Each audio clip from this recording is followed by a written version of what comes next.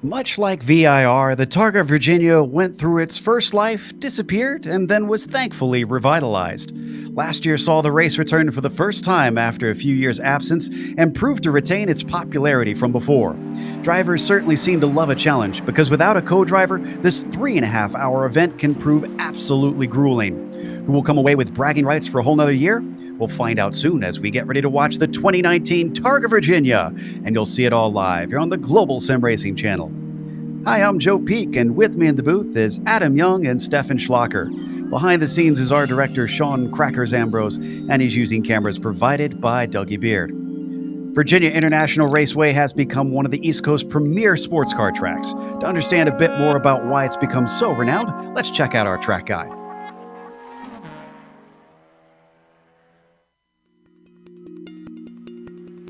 Welcome to Virginia International Raceway. This track near the southern border of its namesake has had the rare blessing of being resurrected from the dead. With 2 decades of use in its modern incarnation and still drawing regular visits from IMSA and Trans Am, it's safe to say that VIR is back and thriving. The owners didn't skimp on refurbishing the place either. An impressive 7 versions are available to run on iRacing, with viewing areas that include posh villas near South Bend that can be rented by fans. The track's long and complex layout has earned it some colorful corner names too. The horseshoe kicks things off right away with a never-ending double apexer that tends to suck the greedy out into its runoff. Later on, fast cars lacking downforce are sent through the terrifying climbing S's and spit out of the steep drop of South Bend. Of course, there's perhaps the most famous turn of Oak Tree, which has sadly lost its eponymous flora in real life, but is retained here in the virtual world. Let's not forget one of the scariest obstacles at the end of the lap, the roller coaster. The incredible speed drivers carry up into this blind braking zone is what causes it to require such immense bravery in order to get the most out of a lap. As you'd expect, the high number of corners makes passing rather difficult. Add in the fact that many of them are dangerously swift, and track position can wind up being a major factor in races. With the picturesque backdrop of the Appalachians around them, fans are not left wanting when they come to watch drivers face off at this historic track. It's no wonder the circuit has found success in its second chance at life.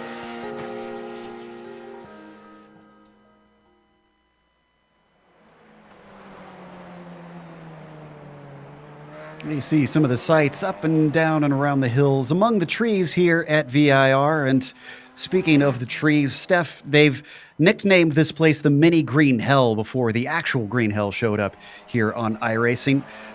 There's a lot of track to go over.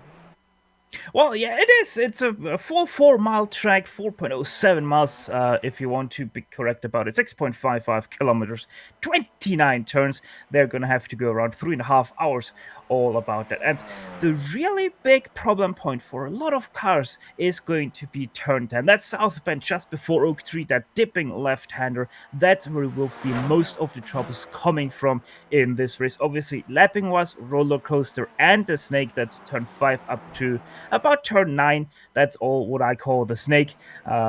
It is going to be a very, very important to not be held up too much by a slower car right here throughout these 3.5 hours. Certainly be watching out for when traffic starts to catch each other. The classes have a big difference in speed. We'll go over that in a little bit. Before that, let's take a look at the race details itself for this one-off event. There's the 3 classes. The Radical SR8 is your fastest. The Porsche 911 GT3 Cup is your second fastest. That's the same one they use in the World Championship Series here on iRacing. And then the newest car here on iRacing, the C3 Audi RS3 TCR car. And as was mentioned, 3.5 hours that they'll be racing today. That's without a co-driver. This is a solo event. That's how it's always been. This race was started before driver swaps were introduced here on iRacing, and they've kept that as a feature in this race just to keep the spirit of it.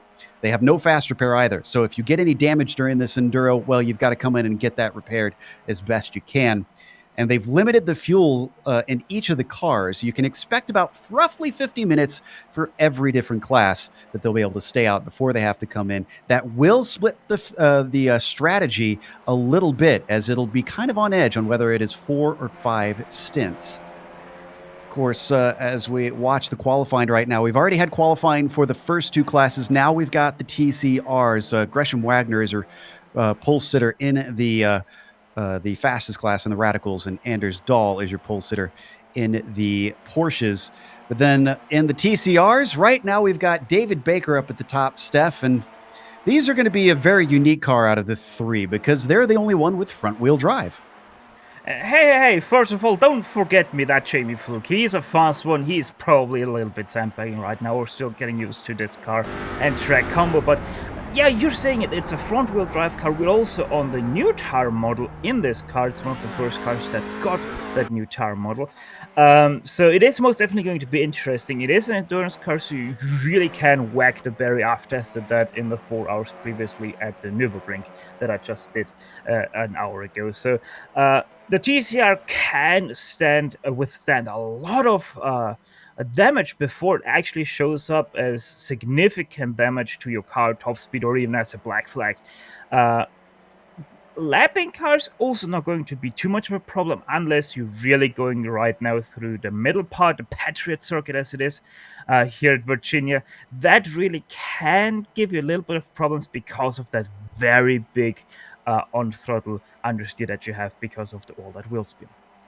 Yeah, viewers who've watched VIR maybe have never seen one of those races through the Patriot section of the course. It's tight, it's twisty, there's very few straights in it, so getting past slower cars will be tough. Let's talk about something that's important to this race, though. They're raising charity with this race this year.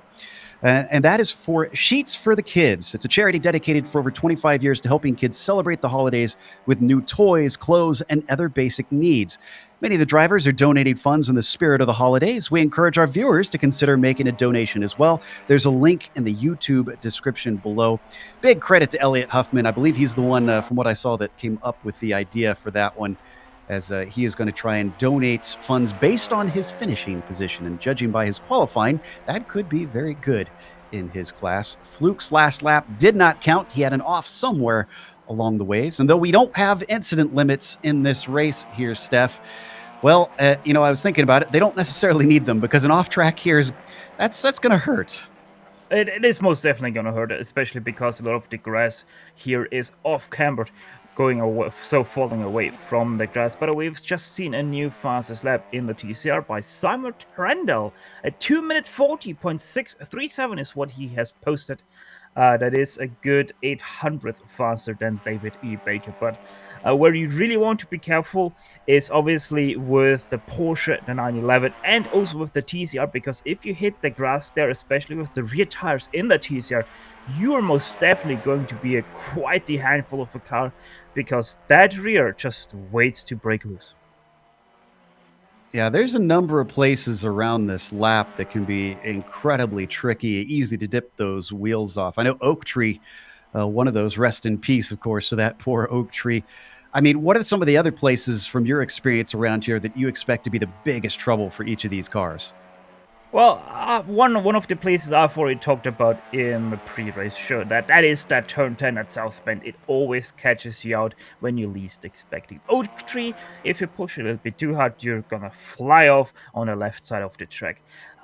One thing that is a little bit less now is obviously a roller coaster, because now you don't have that big long straight leading up to it. But where really a lot of problem we might see is in the Patriot circuit itself, because it's not a circuit that is driven a lot on iRacing, like pretty much never. And where the really big problem will come into place is that rather weird off-cambered, extremely downhill chicane in the middle of that circuit, because you have no reference whatsoever where to brake, where to turn in, or where even your apexes are. Yeah, that is. I've always really struggled. It's so blind into that downhill plunge, the spiral, as That's probably one of the toughest corners, I'd say, through that middle Patriot section. There's also one that doesn't have a name. In fact, it's weird. It has one corner number, but it's multiple corners. It's a set of S's. They call it turn 20. That's also blind, and I find you really have to know where to place the car because you can't see where the track goes at all as you fly into that one. Watching Trindell come around. Let's see if he can increase the gap. It's only 800s between himself and Baker. So as he comes across the line, that one doesn't count. We might see these later laps go quicker because of that new tire model with the way that it tends to come in and warm up for them here, Steph. Well, normally your tires should be warmed by lap 2 here on the Virginia Grand West circuit. So I don't expect these guys to really gain much after that second lap. Maybe the third lap will also be a fast one. But most definitely they won't go any further than 4 laps on a string. So yeah, that first lap always going to be slow. That second lap, that's where it's all about. And if you have messed up your second lap a little bit, that third lap will also come in handy. But yeah, no further than that, we will see anybody go. So we watch Hersug come around, try to set a time himself. He'll be the next driver across the line. As he climbs up the hill towards the start-finish line, he sits all the way down in 7th without a time on his sheet yet. So he really needs to get one in here in the final minutes. That one counts it to 240.9, and actually that was critical because that puts him in 4th place. Clearly has the speed, just doesn't seem to be all that consistent right now. And all of a sudden, the World Championship driver Jamie Fluke only sitting in 5th place. So most definitely he is still not able to complete a deliver. His last 2 laps did not count. He's still sitting on a 241.322. However, in the radicals, that's also a class. We have the SR8 radical. Those guys, they are right now about 20 seconds faster than our TCR cars that are right now in qualifying. So just to give you a little bit of an idea how much slow those TCRs really are. Riding on board with Salveson. Currently, he is running in the 8th position in qualifying. So let's see if this second timed lap will count and will be quicker. Crosses the line. Nope. He's off by just about a 10th. We're down to 1:41 left to go. 2.5 minutes just to get around here. Longer than 2.5 minutes for this TCR class. So for many of them, they've just started their last timed lap. Going to Sedgwick now, who is actually giving a bit of a tow to Jamie Fluke. Is the tow worth anything on some of these long straights here for these cars? Let me think. Well, the front straight most definitely will be handy enough. Maybe the section after the snake up to the south bend, but apart from that, no straight really is long enough to make a significant ground on someone in the draft. That just is how the RS3 is because of that big turbo those have. I think it's even a B turbo. I'm not sure about that. But yeah, the RS3, it has a draft, but it takes a while to get going. Watching Barrett come through as he's going to be able to start one more lap here. Down and across the line. Excuse me, no, he was on the, I was looking at the wrong course there, so. That was the wrong start-finish line. Yeah, different one. Got confused for a minute as Hersug comes around. He is out of hog pen and up to the front stretch. What can the number 7 do to improve? He's only had one timed lap. He's not going to because he's going to abandon it. Let's see. What about Roger Gregory? Currently the last driver with a time in. He's in 12th at a 2:47.0. Just as the checkered flag comes out, he is going to complete this lap. That yellow number 18 down and across the line has to improve on a 2:47 flats. He does to a 2:46.6, and that 4/10 better doesn't gain him a position, sadly.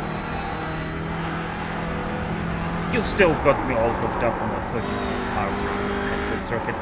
But yeah, Gregory most definitely faster still, sadly for him. 1/10 away from the next fastest car, but hey, you never know, maybe he did qualify with race fuel and is a little bit unlike the 4 GTs. Kim Salveson now coming around out of the roller coaster into hog pen. There's a lot of change in elevation. This really doesn't do it justice, even from on board on this final part of the lap. Number 360 sitting in 8th place, has only had 2 timed laps, and he's trying to see if he can go one better. He does. It's a 242 flat. That gets him up to 7th, 1 position better. Jamie Fluke, who's currently rounding out the top 5 in qualifying, just now finishing his in the 049 TCR. You can see just how much these touring cars can take the curbs, really bounding over them as they usually do in most circuits. See what he's got, if he's any quicker this time through. Yes, he is. A 240.7.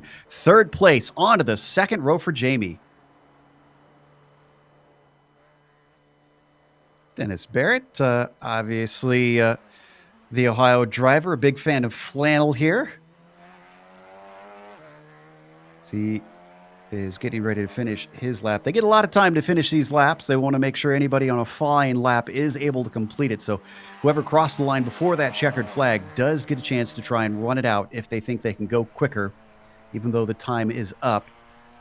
So let's see, as the 9th place car has got a 241.1 on the board, down and across the line. A 244.0, just about a 10th quicker, will not move him up the board, sadly. Yeah, and with that, we are already done in the TCR qualifying. Roger Gregory still driving around the circuit, but that is just a finish lap for him because he has already crossed the start-finish line. Yes, indeed. So this is going to be fascinating to watch this race. And again, we're not just doing this out here for ego or for fun. We're doing it to help raise a few funds. So if you missed it earlier, they're raising money for sheets for the kids. We have a link in the description below if you would like to donate and help kids get new clothes, toys, and other basic needs this holiday season. Christmas obviously coming up very, very soon here. Even though it is winter, we get to have some fun in the sun here in the virtual world. With the qualifying done, we've got a chance to go through our starting order. So let's cover the grid for you, as they're going to be lining up here in just a moment, starting with, of course, the C1 class, the Radicals. Gresham Wagner managed to put it on the pole, with Elliot Huffman starting in 2nd position. Then in row 2, Ronald Grossman will start behind them, flanked by Phil Lake, who's hopped out of his Audi GTO to get into the Radical here just a few hours later. He'll start 4th place. Nicholas Helm will be starting in 5th. Neil Santowski, very fast driver out there. He will start in the 6th position, followed by Daryl Taylor in the 7th spot. Marc-Jean Girard will be starting P8. Arjan Sheppers, we haven't seen him on the air for quite a while, but he'll be starting in 9th here on GSRC for this special event. Tucker Minter rounds out your top 10 of the field. Will Zoller will be starting in 11th, and Mike Luke will be rounding out your 12 drivers in that Radical class. Steph, what does the Porsches look like? Well, Joe, Understall is the pole sitter there in the Porsches in 2nd place. Right alongside him will be Christian Schleiner, 14th overall, by the way. Matthias Havdal in 3rd place in the Porsches. Tor Anders Berven in 16th overall, by the way. That's 4th place in the Porsche. Ken Hausiel in 17th overall. Kai Robin Bernsen Norset in 18th overall. EJ Alessandrini 19th. That's number 2 car right there. Derwin Kostinak, another driver. Full second there between Alessandrini and Derwin Kostinak for 19th and 20th overall. Thomas Grendel and Mark Pickford are your last 2 Porsches in this field. Simon Trindle will be on the pole for the TCRs. He'll have David Baker starting next to him. Then we've got Jamie Fluke. We were talking before the broadcast. We haven't seen Jamie in a long time, but glad to have him back on the channel. He'll be starting 3rd in that field. 4th next to him is going to be Jack Sedgwick. Then you've got Carl Frederick Herzog in 28th overall, and 5th in Class 6 goes to Jamie Wilson, with 7th being Kim Salveson. Martin Yoon will be starting 31st overall. Then you've got Dennis Barrett and Florian Utz behind them. Jake Johansson starts 34th today. Roger Gregory, who we followed, managed to improve, but still will be last on the field. The few drivers you see on there, Jamie Hall, Reed Miller, and, Stefan Schlacher are not going to be starting this race. What? Yes, I know. You can't drive and talk at the same time, as much as you like to think you can. Well, broadcasting is one thing, racing is another. Absolutely. So already we've got them taken off. Looks like they're splitting the field up a little bit, as the tradition here in multi-class racing is to split the start slightly so that you don't run into one another. I am seeing some of the radicals even weave. I'm pretty sure they are still on the old tire model, so I don't think that should be as important for them. But I wouldn't be surprised if we saw the TCRs weaving a bit to try and get some heat into those tires. No, the radicals are not yet on the new tire model. But yeah, the Porsche 911, that car is on the new tire model, and the TCR is. But it's much more important for the TCR to get that front grip up. It's also extremely important for the Porsche because all the power is in the rear with ever so skinny of a rear wing. So yeah, I'm a little bit surprised the Porsches aren't weaving more than they actually are right now. But TCR most definitely have gotten it down. They are weaving left, right, and center. So you can see how long it takes to get around here. They're not even a quarter of the way through the lap as they're now heading up the climbing S's. This leads them into South Bend. Actually, they're out of the climbing S's and into South Bend already. It looks like at least the front class is now coming up to Oak Tree. This is obviously the older version of the track before they recently refurbished it a few years ago, and, well, sadly, the Oak Tree had fallen by that point, so we're just, a lot of drivers are glad that it is still here in the sim, though the big question mark is whether or not iRacing will keep it if they ever do rescan this track. I'm sure there'd be a lot of drivers who are happy, even if it isn't accurate. Well, they gonna put in North Wilkesboro the way it used to be at the very beginning of the track. So probably they are not gonna keep that Oak Tree in, but yeah, you never know. Speaking about keeping stuff in, the weather most definitely is gonna be interesting for these guys because I'm not sure if you really want to stand out in the crowd with that wind. 9 miles per hour from the south right now. It's going a little bit up and down sometimes. Mostly cloudy the track is now, or the sky rather is now, with 29 degrees Celsius or 83 Fahrenheit in the sky and 31 degrees Celsius or 88 degrees Fahrenheit on the track. So the tires will feel very happy about that temperature on the track, but I don't think that a lot of drivers will be by the end of their first stint. And some drivers might not elect to take tires. We'll have to watch and see. There was a little bit of debate on which strategy would work out best, especially with the Porsches. Some of them having gone, for what I understand, a 4-hour race at Brands Hatch without changing tires recently.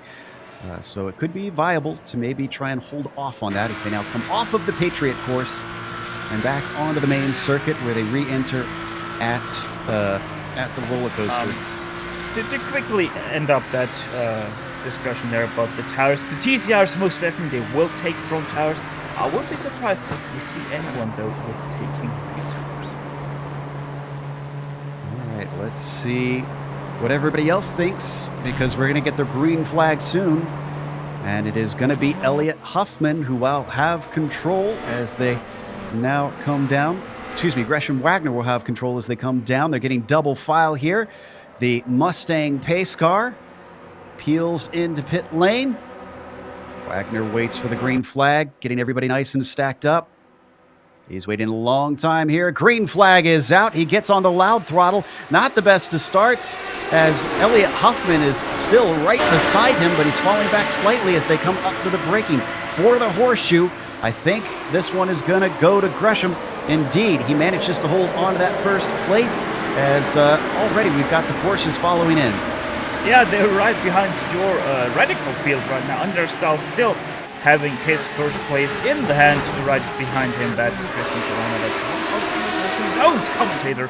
Right there in third place, it's still Matthias Havdal, and fourth place right now belongs to Tor Anders Bevin.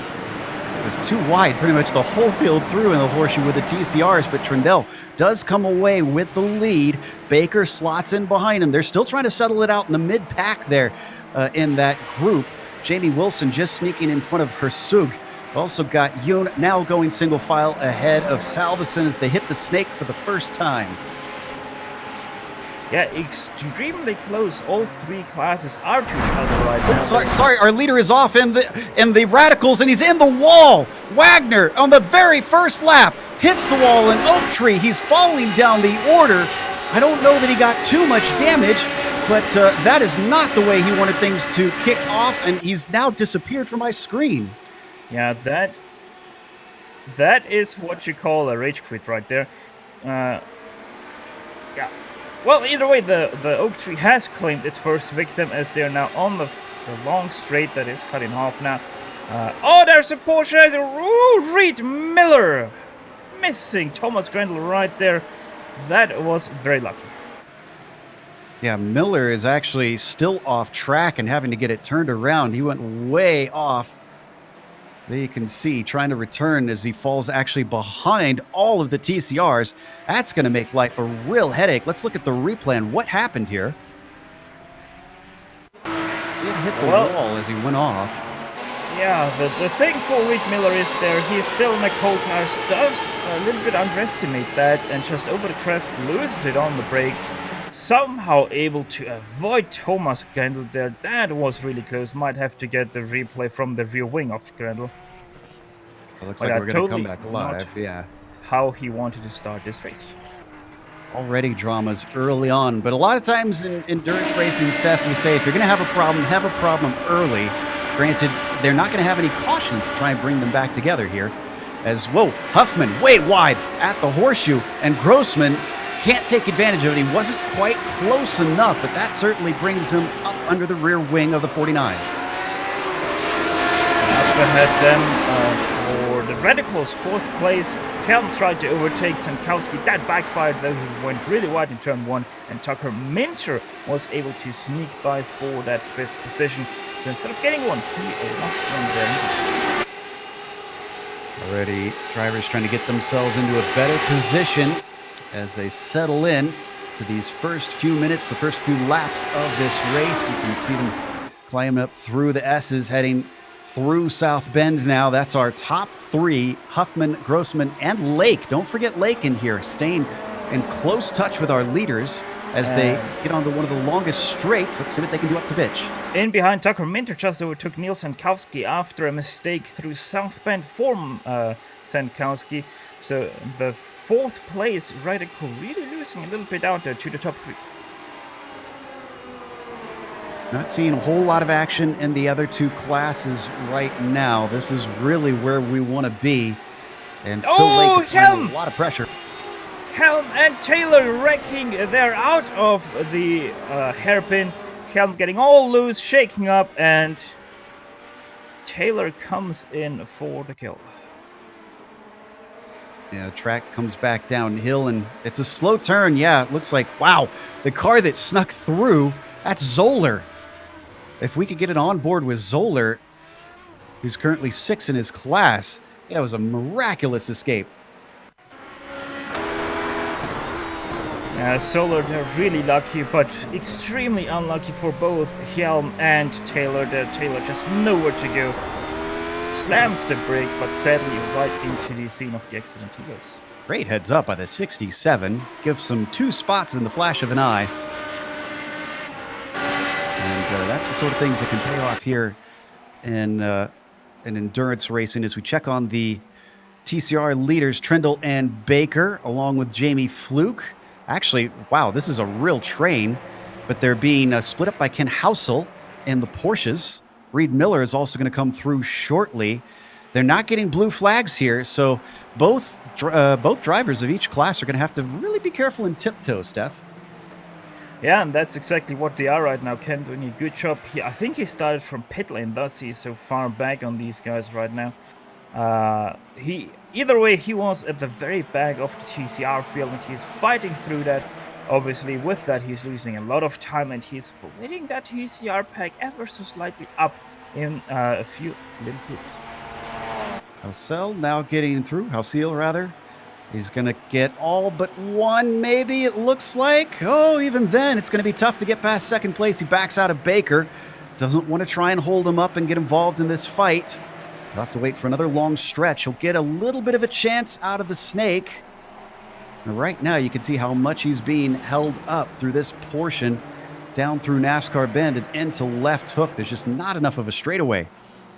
Oh, and very interesting, in the Radicals for that fourth place, Tucker Minter putting on the show, and he actually was able to catch that 3-car train to make that a 4-car train in just half of it. Wow, this is very, very tight here for our lead.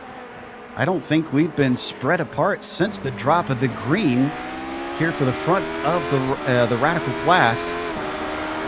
They now work their way through the S's.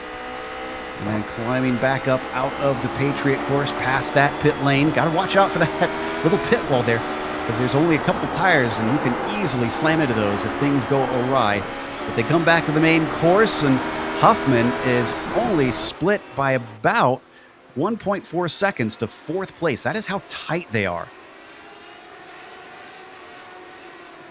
Just got also word from Daryl Taylor's pit crew. He has 4 minutes of repairs to do until he can drive out again. Looks like Hausel is now through the field of the TCR cars.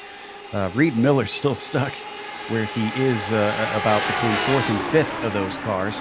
So stay on this battle up at the front. Down to the inside as Huffman goes a little bit wide down into the horseshoe. And with that, Ronald Grossman capitalizes, takes the lead away. Huffman's not done yet. He's got to defend from Lake and Minter. In fact, Minter took a little bit of a look into the left hook. Unfortunately, didn't quite pay off.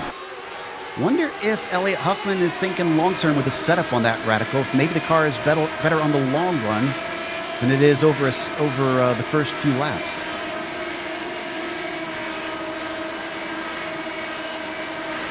Ooh, big gain there, though, through the climbing S's as Phil Lake was getting right up underneath him.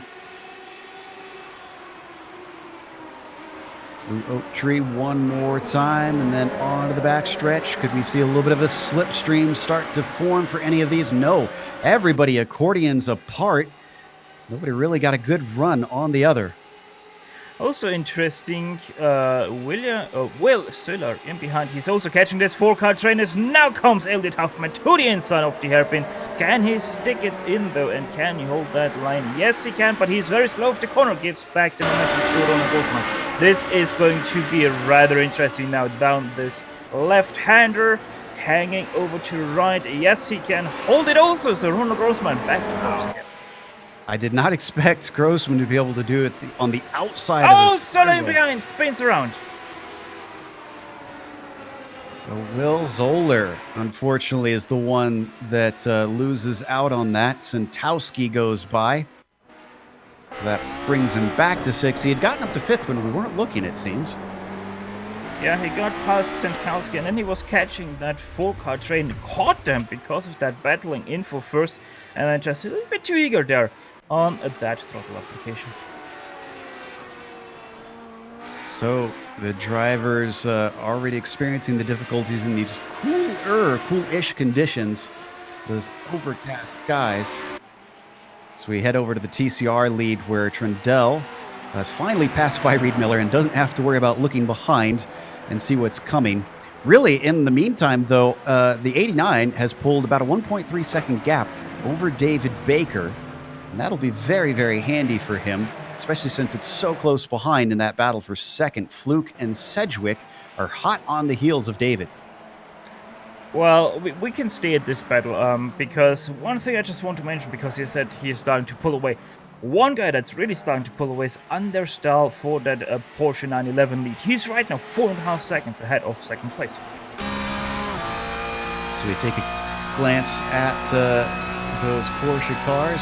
Looks like we are now being joined by Adam Young, who has come in a little bit late due to the Virginia traffic. Welcome in, Adam. It's been an exciting first few laps. It sounds like it. I'm trying to follow along as much as I can. And yeah, I mean, my shock here so far is actually seeing a little bit more passing than what I've expected at Virginia here. So that's great, though. I mean, putting on a good show here so far. Absolutely. And there's been a number of mistakes, too, just illustrating the difficulty of trying to run around here. So we jump down to Mark Pickford in 8th position with this battle. Him trying to hold off Kostanak, excuse me. They're coming. Oh, that's a big slide coming through NASCAR Bend from Pickford, unfortunately. Got to be careful with those tires. And they'll now work their way into the snake. Kostanak is certainly going to be spying that move and thinking there's a good chance somewhere on the horizon.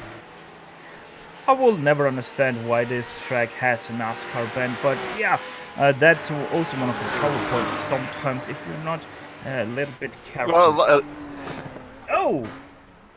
Ooh, is this one of our Porsches off? It was the 33 of Bervin. Let's see what causes. Oh, it was South Bend. Just got a little slippery off the corner, touched the curb and the grass, and came around. I actually have the story behind NASCAR Bend for you, Steph, on that one. They actually used to race NASCAR here at this track in its original incarnation. And, well, a whole bunch of NASCAR greats, including Richard Petty, went off at that corner and had trouble there. Hence, NASCAR Bend. Yeah, and they also still actually test a lot here, some of the NASCAR teams. I mean, they only got to come up from North Carolina to test road course setups and the like, too. Now, granted, that doesn't revolve around the name of NASCAR Bend, but there is a little bit of NASCAR, that actually happens here right now. Sedgwick just managed to get by Baker. That was for 3rd place that you saw on screen. Oh, is way wide, down deep into bitch. That was Simon Trundle up in front of them, who found himself braking a little too late. I don't think he lost too much time, but it's gone back down to a 2nd. There's a good reason why they have named that corner the way they did. It's harder than you think.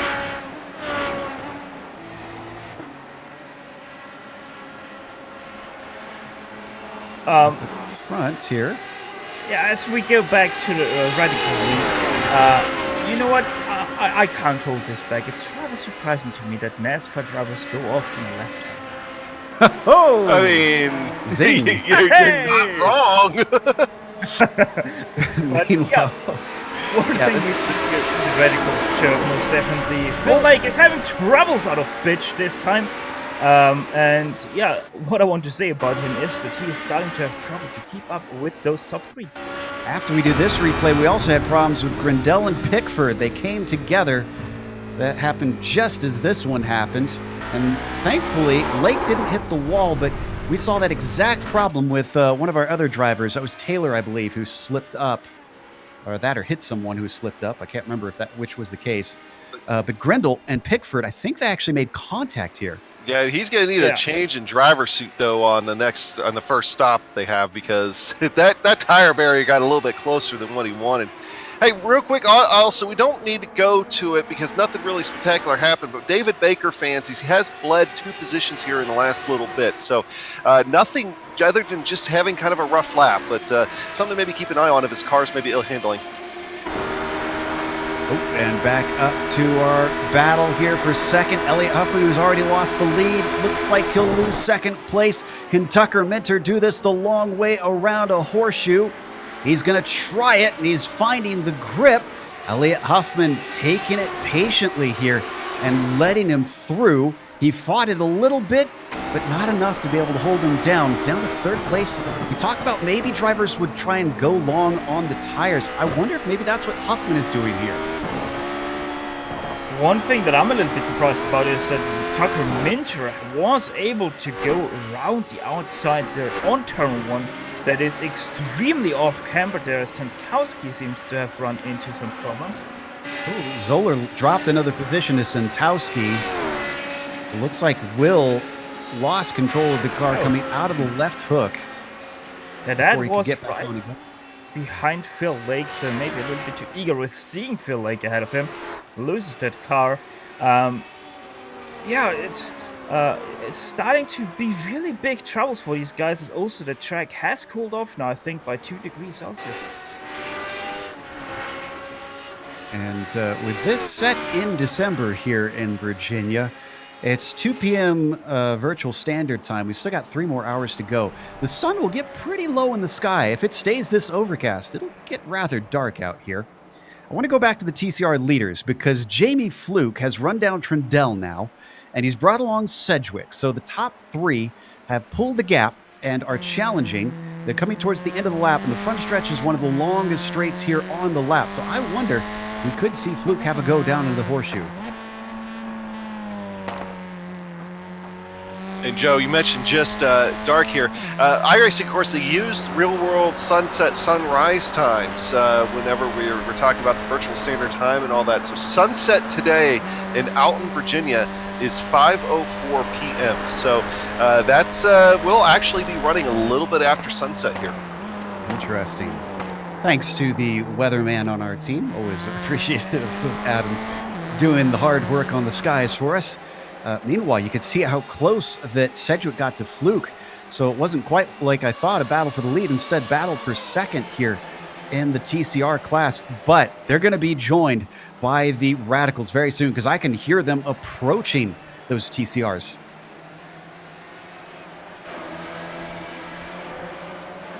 In fact, Ronald Grossman should be catching them maybe within this lap. Phil Lake just had a little bit of luck with Dennis Barrett, the TCR car, going off track right in front of him, so he has some free drive now up to the top 3 guys. But yeah, you're saying it, Ronald Grossman, he is soon going to come up to those turbo machines of the RS3, so it might shake up a little bit that battle for 5th place in the TCRs, which is a 3-car train, and obviously you also have that 3-car train for 1st place. We will remain to see what really happens there. For that 2nd place fight in TCR, we again watch Jamie Fluke towing along Sedgwick. But Sedgwick, who's gaining, is he going to take a look? No. Now, we haven't talked about this yet. It's not just tires that could be a concern, since we mentioned fuel could be marginal between a 4 and a 5 stint race. Could Sedgwick be thinking long-term and be thinking, I'll save a little fuel, I'll hide out here behind, and maybe get myself an easy 4-stopper, jump them in the end? Absolutely. I mean, why not? I mean, it's a long race. I mean, you're within sight of the leader. In fact, you're really only a couple car lengths off the leader. Save as much gas as you can, because even if it doesn't necessarily translate to eliminating a full stop, I mean, it's going to be less time on pit road. And right now, even if it's a second or 2 less, that could jump him up into the lead easy. Let's go to Grossman. Let's get an onboard here, because now he's caught the TCR field and is having, he's being held up a lot, and this is actually allowing Elliott Huffman to get back in there. Huffman has gotten past Minter when we weren't looking as they go too wide coming off onto the main course. There is Huffman now. He has regained the ground, excuse me if I could talk, and it is 3/10 between himself and Grossman as they now hit the front stretch. One more to go by. Yeah, long run here out of Hogg, coming down the front straightaway, and you know that Tucker Minter kind of lost a little bit of the draft there. He was able to use that off Huffman, but not able to right now. Having to rely on some of those TCR cars, and he's actually going to lose a little bit of time here again, getting stuck behind David Baker. He's going to have to try to weave his way around David Baker, and now Sedgwick giving him room.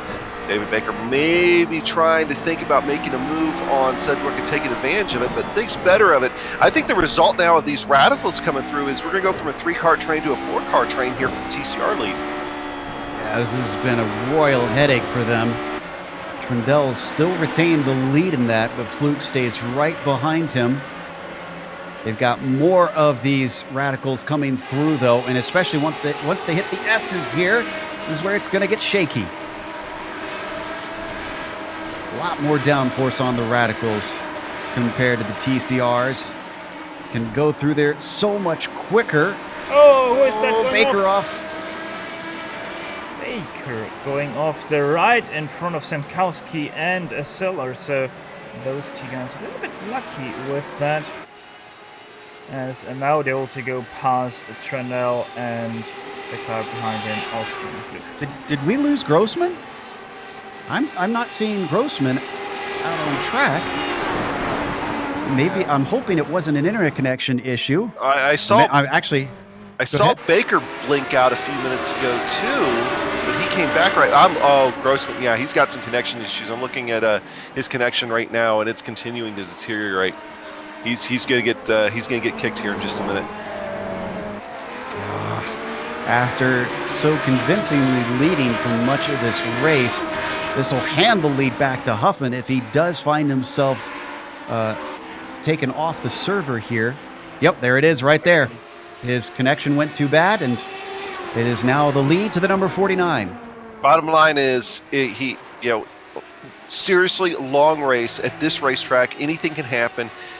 Deal with what he needs to on his end, get back in this thing, and you never know what can happen. So, more problems for Grendel here. Coming out of Hogpen, the Porsche has been turned around. And after this replay, we also had a problem for Tucker Minter. He was our second place driver in the Radical class. Yeah, and technically we don't even need a replay on Minter. Just play again that Thomas Grendel spin, because it's a carbon copy, just both of them losing it on the top, just in different places through the Hogpen.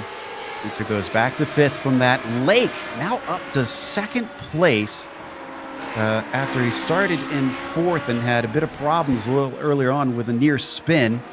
So that worked out well for the 99. Zoller gets promoted up to 3rd in that class.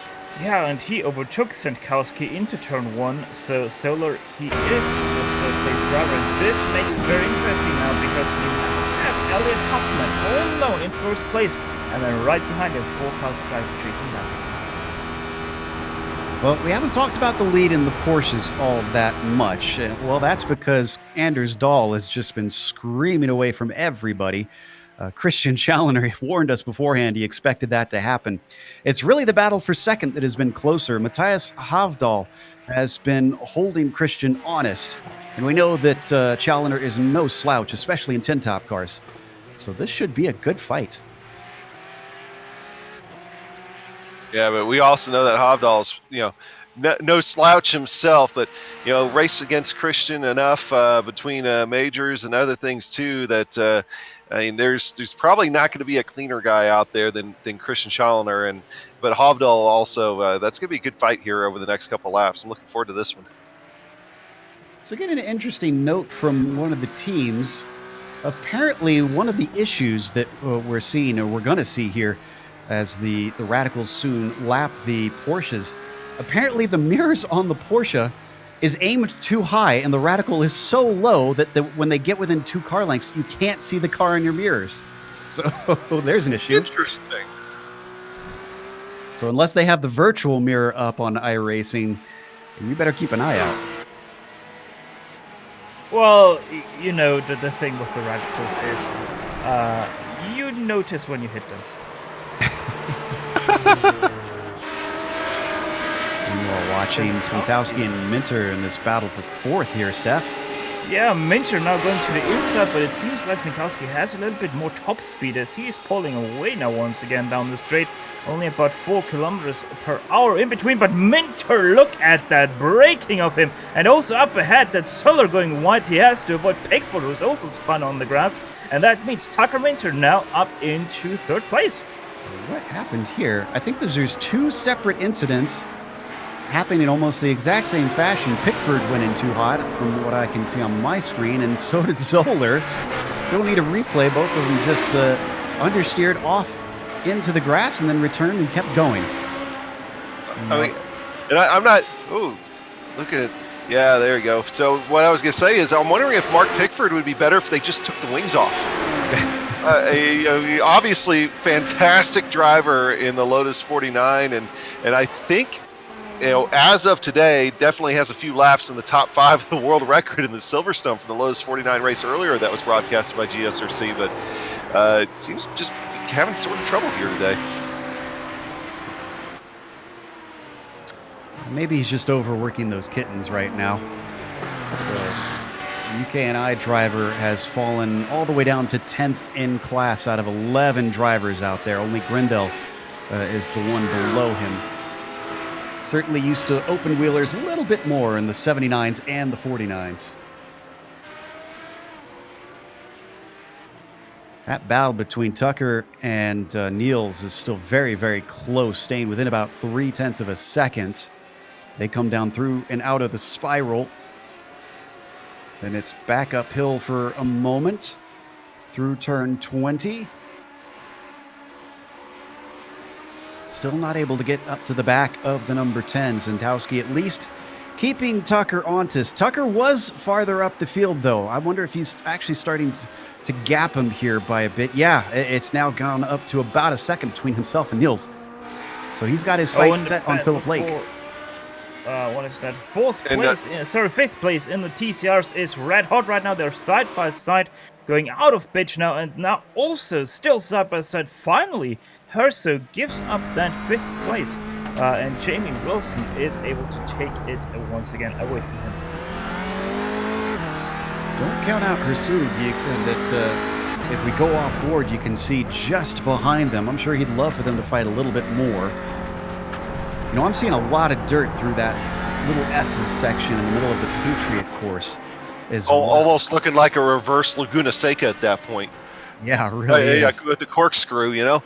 Hey, stay on this battle. Don't need to go to him, but Ronald Grossman has rejoined the field. He's only a lap down, so we'll keep an eye on his progress as we go through the next couple of hours. That's got to be gutting for the number 90, though. He didn't have the race wrapped up, but it was definitely looking like a much better result than probably what we'll see now. We're only a half an hour into this thing at this point, so there's a lot of racing left to go. Zentowski, who's been passed by Minter, is instead looking in his mirrors because Zoller catches up as they reach Oak Tree. Both of them pushing all the way to the edge of the track here. Now onto the backstretch. And in fact, Zoller is looking very strong on the run up the hill. Let's see if he's going to poke his nose in. He's getting closer. It's about a car length behind. Now he takes a look. Gets on the binders much later. Can he get it wound up in time? Yes, indeed. Into bitch. It looks like the 67 has got 4th place.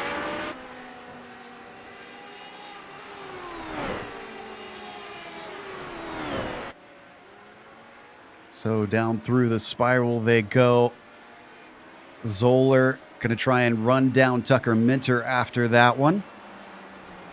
Minter's been having a phenomenal race. We haven't given him enough credit. He started in 10th and is up to 3rd.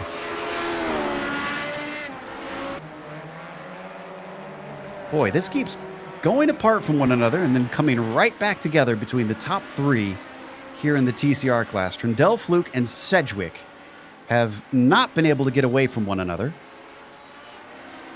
It's some of it, I'm wondering if they just don't want to get away from one another. I mean, they've kind of separated themselves from David Baker just a little bit, but those 3 just right there, and I really think that Fluke and Sedgwick right now aren't going to push the issue. They're just going to save gas in the areas that you can draft.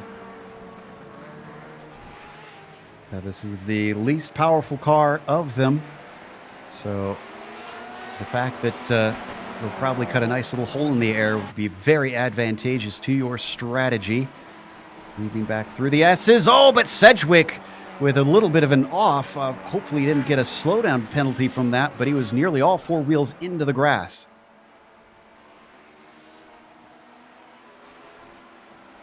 I think he's okay. I haven't seen him slow down quite yet. Oh, there's a little bobble behind him from Daryl Taylor. Taylor, of course, running in the Radical class, but he's many laps down since an early incident, I believe on lap 1 out of into the Patriot course.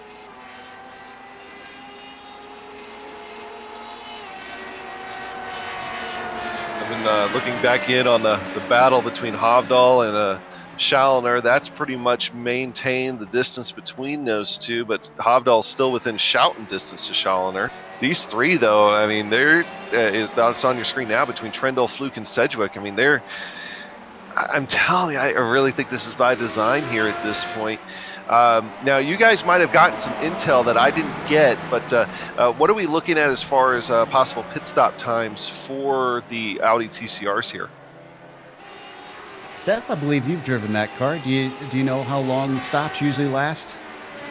That's a good question right now. I think it's about 50 seconds that a pit stop is taking. What about the stint length, though? Oh, well, that we know. That it's about 50 minutes for all classes because they've limited. Good deal. These cars take about 50 minutes.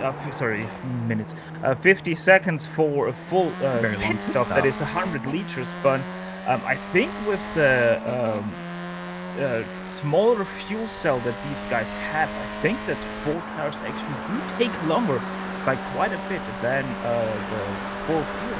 So it might be actually something to look out here. I think we had an issue with Nicholas Helm.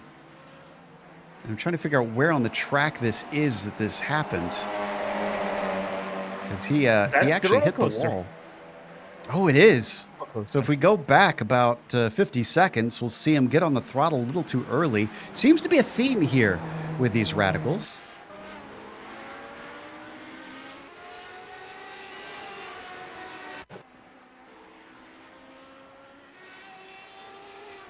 Yeah, it's coming up right here because he's coming off the Patriot course now. He's already got some damage on the rear. There it is right there.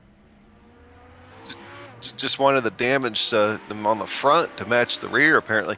It's amazing when you drive those radicals that you tweak the rear wing like that, you get it sticking straight up, and it really does affect the handling of the car, especially on one that doesn't have a ton of downforce to begin with. I mean, it's got some, but you mess with it, and it throws the balance off on the car. You know, we talked about that battle between Challenger and Havdahl, which has been continuing to stay close. And I mentioned that Anders Dahl has really been schooling the field here today. The gap right now is 15 seconds. They're on lap 13. He's averaging more than a second a lap quicker than everybody else in his class right now. That is some serious domination. Really, it's his race to lose at this point. Yeah, it really is. Like, if you're that far ahead like Anders Dahl is right now, you're pretty much untouchable. He does lap times that are a few seconds faster per lap in the race. So the fastest lap for Christian is a 2:31.660 versus 2:30.702 for Anders. So the fastest laps are much closer than you would say right now. But Christian was definitely losing out, especially now those last 3 laps were 32s. Where Anders Dahl had still 30s all along. Roughly a minute ago, Kostanak lost a position with an off-it bitch. Let's see exactly what happened. That was with a battle with Hausil. Oof, yep. Just ran it a little bit too wide. Unfortunately, could not get the car to turn in time. Managed to avoid the wall, thankfully. He could have easily ran into those tires. Yeah, the most powerful car of this race is quite something to handle if you are a little bit loose. That car really does get more and more loose the harder you push it. Either way, in the TCR class, still Simon Trundle leading ahead of Jamie Flug, ahead of Jack Sedgwick. So those three have found each other again. And it seems like that Simon Trundle is starting to feel that pressure a little bit as Jamie Flug is most definitely looking to overtake. If you want to see the impact of traffic, if we rewind a little bit to Phil Lake and Will Zoller, see if we can pull up the replay here. Lake just tried to pick the wrong side a couple times, and that's all that Zoller needed to sneak through. It happens right here. There is the lap traffic in front of him. Zoller says, "Thank you very much. I think I know how to get by, and here's how it's done." Well, not only did he lose the position, but Tucker Minter just got clear of him and is now starting to set sail on that tandem there with Lake and Zoller. Tucker Minter almost not even at the point where he's in sight now. Yeah. Well- Minter, though, has got to be thinking about how he can maybe catch the leader, if anything. It's about 4 seconds between himself and Huffman. He's got to start making inroads if he wants to challenge for that lead.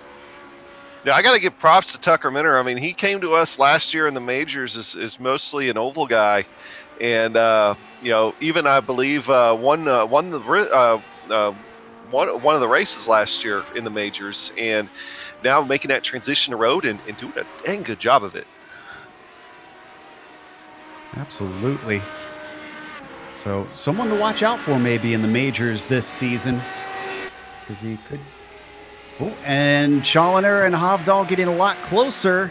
This battle had spread apart to about 7/10 for a little while, but now Matthias has rocked up to the rear wing once more as they are at the start of another lap coming up to NASCAR Bend. Excuse me, that left hook there instead. Yeah, Hovdahl just waiting for a moment here at this point. He's just been slowly chipping away at the lead. I've been watching this one, and it hasn't been big leaps and bounds, but a couple hundredths there and a couple hundredths here, and next thing you know, he's been at times right on the rear bumper of Challoner, and just waiting for Challoner to maybe make a mistake and for him to be able to get around. He's going to have to be waiting a while if he's waiting on a mistake from Christian. So they come up. But all it takes is one. Yep, yeah, that's true. And 3.5 hours is a long time to go without one. But they get onto the back stretch, and Christian looks like he's kept himself relatively safe. So I don't think we're going to see Matthias manage to have a go, at least at this point. Looks like a lot of drivers are starting to settle into a rhythm. There's not quite as many battles. Everybody's got to where their pace should take them. But we should see pit stops somewhat soon. Yeah, we're sitting right now at about, we're getting 43 minutes at least on the game clock. We're getting pretty close to that too on the actual official race clock. So within a few minutes, and if some people are starting to maybe try to play it a little bit backwards too, wouldn't be surprised to see maybe people come in maybe just a few minutes early too, especially if they're in battles and try to get them on pit road.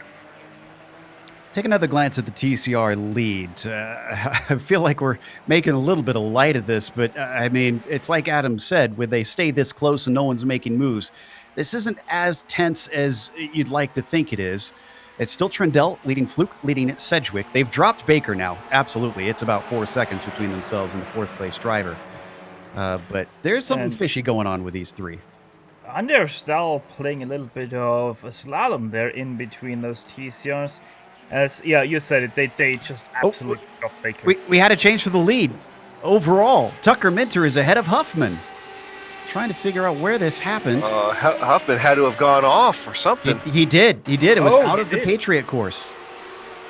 How exactly do you mention Right there. that, Elliot? I just hit the curb the wrong way. No. It was the bump. It was the bump. There's a little bit of a bump there just after that curb, the first curb on the right hand, and he perfectly hits that one. The rear starts to come around, and just no way of catching that. Elliot Huffman with that loses the lead off of the red course. I have to admit, I did not expect the lead to change hands this many times in the Radical class, because we've had Huffman leading, Minter leading, and Grossman leading, and we're only 40 minutes into this race. Oh, and Zoller taking the off-road route to try to get around Herzog right there. Let's see Let's if get an onboard replay of that. Yeah.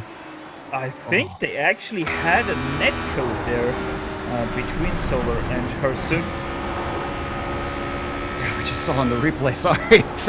Yeah, it almost looked like his car jumped a little bit. So they are extremely lucky to get away with that.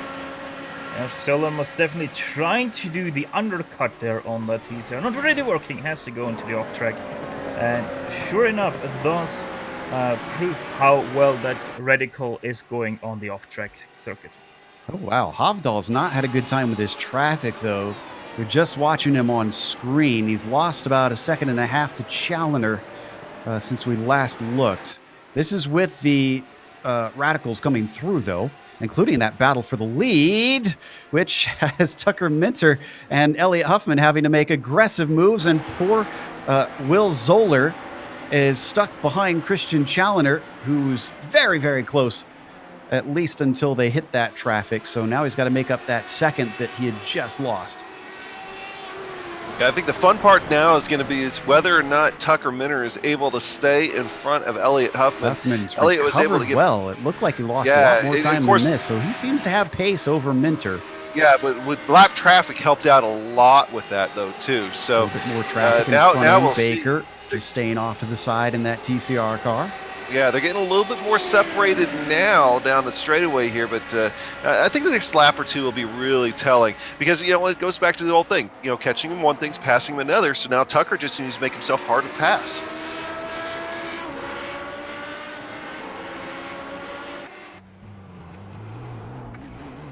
Go back over to Mark Pickford here, and he was having some trouble earlier on. Load up the GSRC replay machine and get an idea here of what happened. Mark Pickford having a few mistakes early on, just went in there just a little bit hot. Stefan left rear grabbed the grass, and around he went.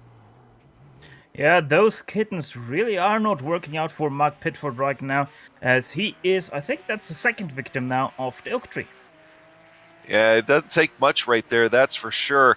And meanwhile, that battle that we were watching there between Huffman and Tucker Minter heated back up again in lap traffic. They had to get around the three TCRs, which now Zoller again having trouble getting around the lap traffic. But Huffman and Tucker Minter are right next to each other. And a defensive move early from Tucker Minter as he goes to the right side down the backstretch. He doesn't feel safe from Elliott Huffman. Drifts off to the left side as Minter continues to cover the middle of the circuit. I'd say that Tucker's starting to feel it a little bit here.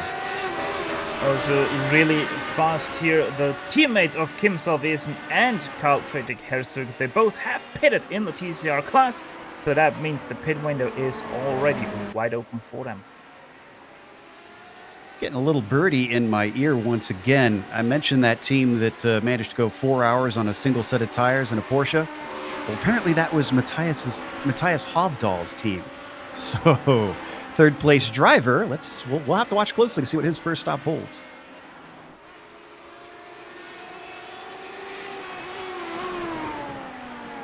Meanwhile, as we're now getting close to that 50-minute mark, we expect drivers to start to come into pit. Your leaders, if you're just joining us, are Tucker Minter, but not by much up in the Radicals. Anders Dahl in the Porsche by quite a bit. And then Jamie Fluke by very, very little in the TCRs. Dahl is in. Oh, yes, he is indeed. So probably a 5-stop strategy for him then. Ooh, there was a lot of traffic. Oh, look, we got the leaders of the TCR here. Oh, that was a mess. Fluke, Challoner, Trendahl, Hovdahl. They're all in it. They had to get around 2 slower vehicles in that. They were going 3 wide for a minute. I don't know how everybody got out of that unscathed. I was watching Anders Dahl in the pits, and then flashing by, I saw a gaggle of cars all together, which we're watching right now. Incredible stuff, and Challoner's through, but Fluke is still holding up Hovdahl by a little bit. I wonder if maybe that's what Anders saw coming and decided to pit. Maybe. I mean, and that might have been a smart move. Northwest came in as well, so that's I'm still amazed. I've still got a frog in my throat just because I honestly thought we were going to have a big accident involving leaders from 3 different classes right there. Sounds like it was already past that from what Steph is telling us here. So wasn't a reasoning for his pit stall. Oh, Fluke goes sideways through the oak tree, puts on that front wheel drive power, and powers right out of that. Bervin, however, is around. Tor Bervin having to spin his Porsche back the other way. And when did Fluke get ahead of Trendahl? I want to say it was during that mess. And in fact, I think Trendahl's going to lose out once again. Oh, and another swap for second there in TCR as Sedgwick goes by Simon. We do have a replay on the overtake for the lead, though. Let's try and figure out where this happened.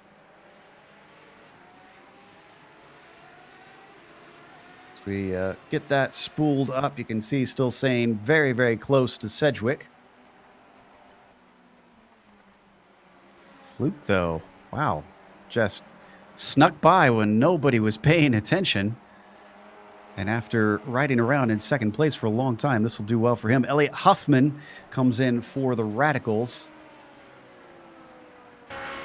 Looks like we won't have that replay, sadly. So first of our drivers to now pit in this class for a scheduled stop goes to the 49. And tires it is for Elliot Huffman. The front goes up, and then the rear goes up. Or does the rear actually go up? Oh, Grossman's pointing the other way. Hovdahl having to miss him. Did they get together? Hovdahl was pointed the other way. And it blocks the entry. Simon Trent. No, this started way back between Hovdahl and Grossman.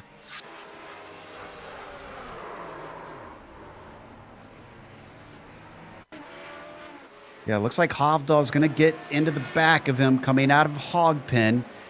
There's a hard hit between both of them. They both decided to try and come into the pits, but poor Hovdahl, you know, I think his car was damaged, and he just suddenly pulled in front of Jamie Fluke just as that driver was trying to take a scheduled stop. You know, and I hate to say it, but at least between the initial contact there with Hovdahl and Grossman, I have to say it might have been a little bit of netcode. At least on my end, there was still a good 2 feet between Hovdahl and Grossman that they might have been able to avoid each other in. That's going to compromise Hovdahl's strategy greatly here, Steph. Yeah, on my screen, by the way, they did make solid contact, and Jamie Fluke apparently had a lot of damage from that, so he really was much longer in the pit stand. I'm seeing Fluke with the 35.7. Yeah, I think he's comparable to everybody else. Yeah. So I do see like... one short stop, though, for Hersug. I wonder if he took tires or not. Because he's about 5 seconds quicker. I think that's just less fuel, if I'm honest. We'll try and check on that a little bit later.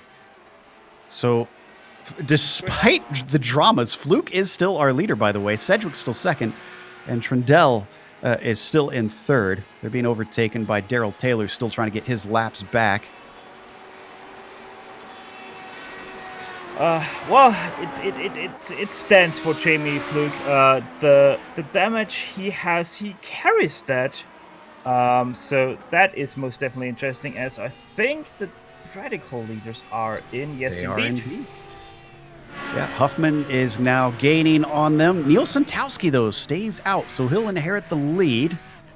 Where will Huffman come out in relation to Lake, Minter, and Zoller, though? Lake still taking everything. They're all in their stalls. Huffman had a 28.1. Looks like Minter's on his way. He's going to get out ahead of Lake and ahead of Zoller. Huffman's coming up, but I think he's actually going to be jumped here. He's out ahead of Lake, but he's behind both Zoller and Minter.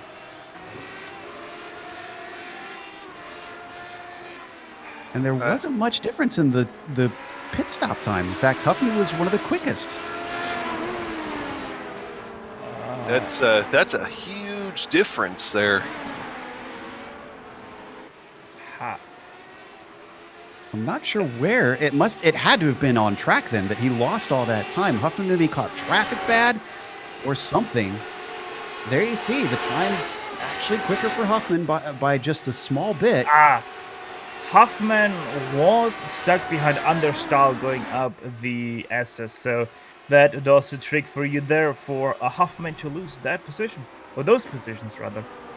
Racing gods do not smile on him during that stint.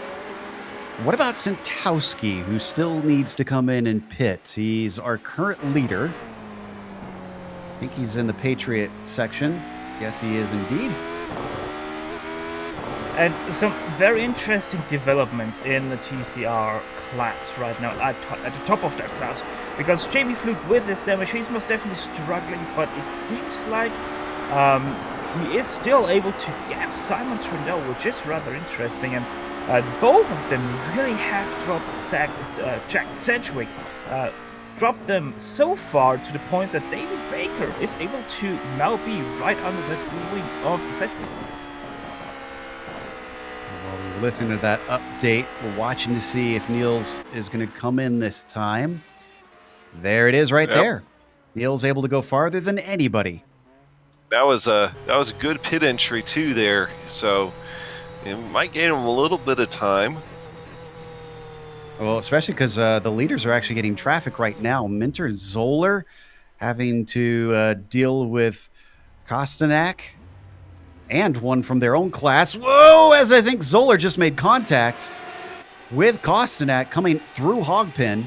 If he didn't, it was very, very close. And at the same time, Marc-Jean Girard did just make contact with Jamie Wilson. That dropped him behind Kim Salvesen for that 6th place in the TCR. Santowski is going to get jumped by Huffman and Lake. Jean Girard too far back for Santowski to have to worry, though, as Niels is back out and running. So Niels returns in 5th position with a little bit of a longer stop. I'm thinking this 39 is looking to go on a 4 stint instead of a 5. I mean, might as well. I mean, that's less time on pit road, and he's back. But I mean, it's not like he's like a ton back. And that missing that stop there can help him out down the road. Well, it seems like that the pit lane delta is about 30 seconds, so somewhere in between there. So I'm not sure if that is really going to work out for Niels Santowski, as we're now looking at the battle for 4th place in that Porsche 911s. That's Alessandrini leading Hovdal. Remember, Hovdal was one of the ones that got unfortunately hit on the way into the pits twice, even. And he's trying to make up some of that time. He was fighting for 2nd earlier on before those dramas. We do have some fans apparently watching Jamie Fluke's live stream that's going on. Apparently his steering is not straight. We actually could maybe confirm this if we wanted to go on board at some point with him. And honestly, and just kind of in that same line, since we still have Hovdal on the screen, I was looking at the way he's driving his car, and I don't think his is straight either after that contact.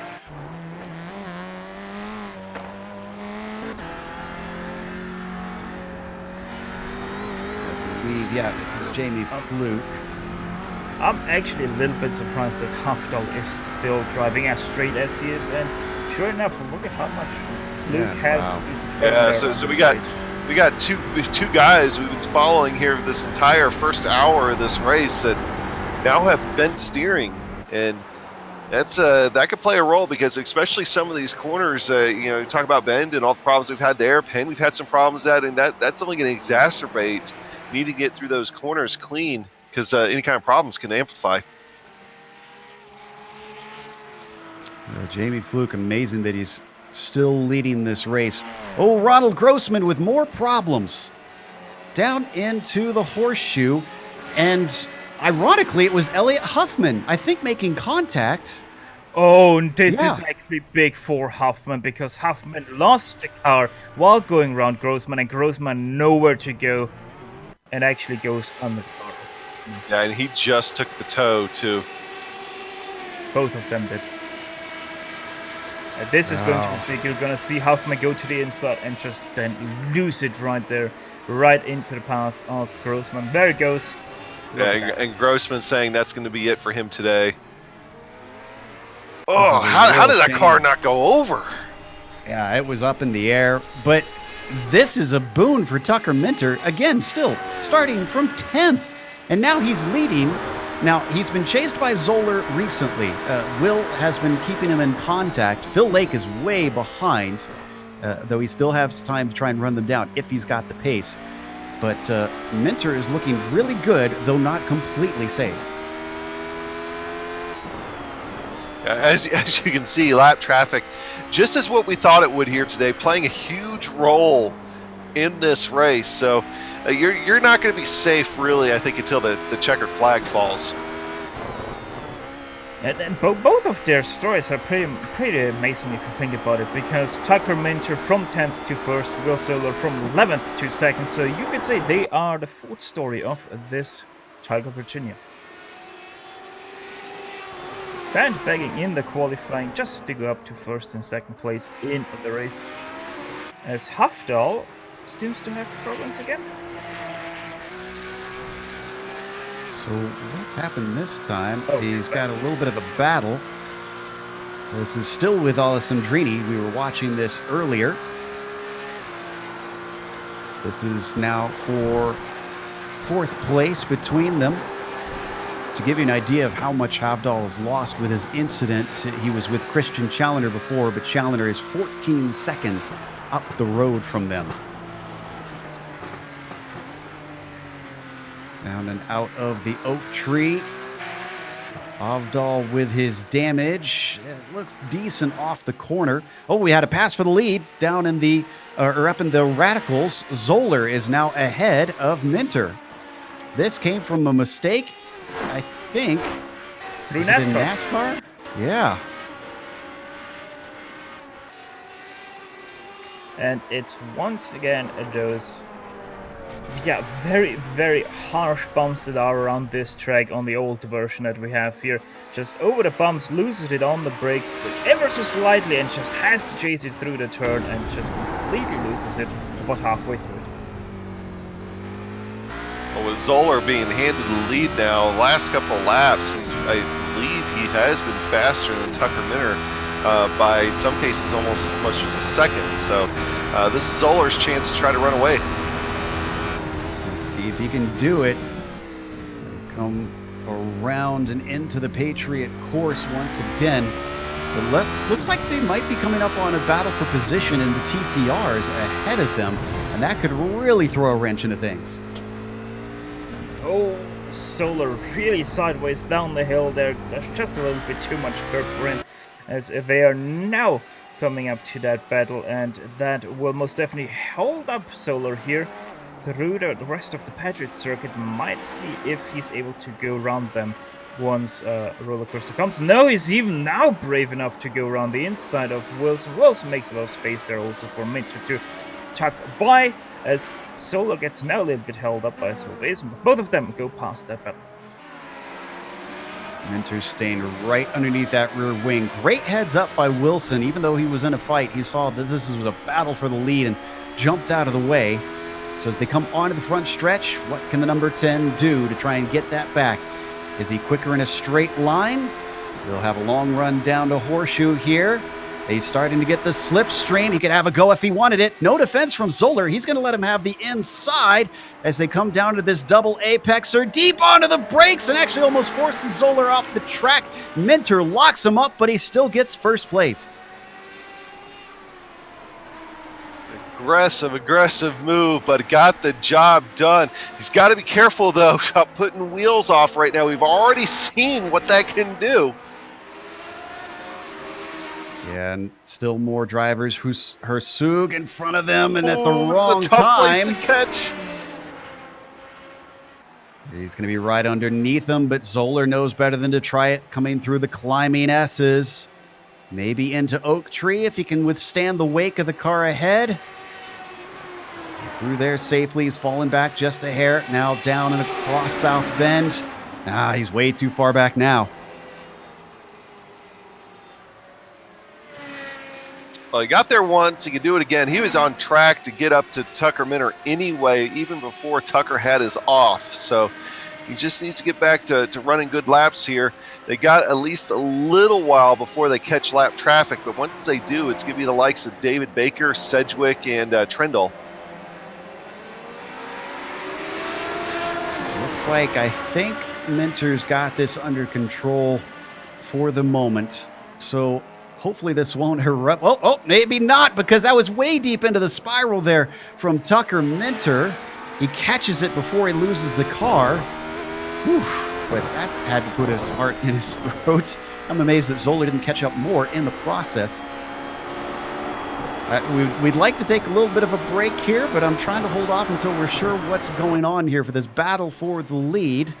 They're coming up on David Baker. Oh, Baker's And blinking now- a little bit too. He did. Oh, Baker's trying to stay out of the way. There's only so many places he could put the car. And now they finally get through. Sedgwick in front of him. That's our third place driver in the class.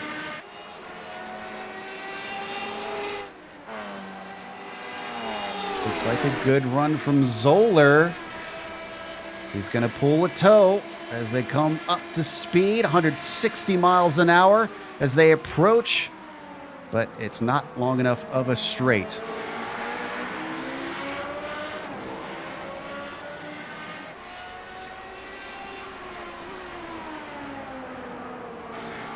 This looks like, I think he's got it under control now. Mentor holding Zoller at bay. The traffic could obviously affect this. We're going to step away just for a quick break here on the Global Sim Racing channel. We'll come back with more racing here at Virginia International Raceway. Don't go away for the Targa Virginia.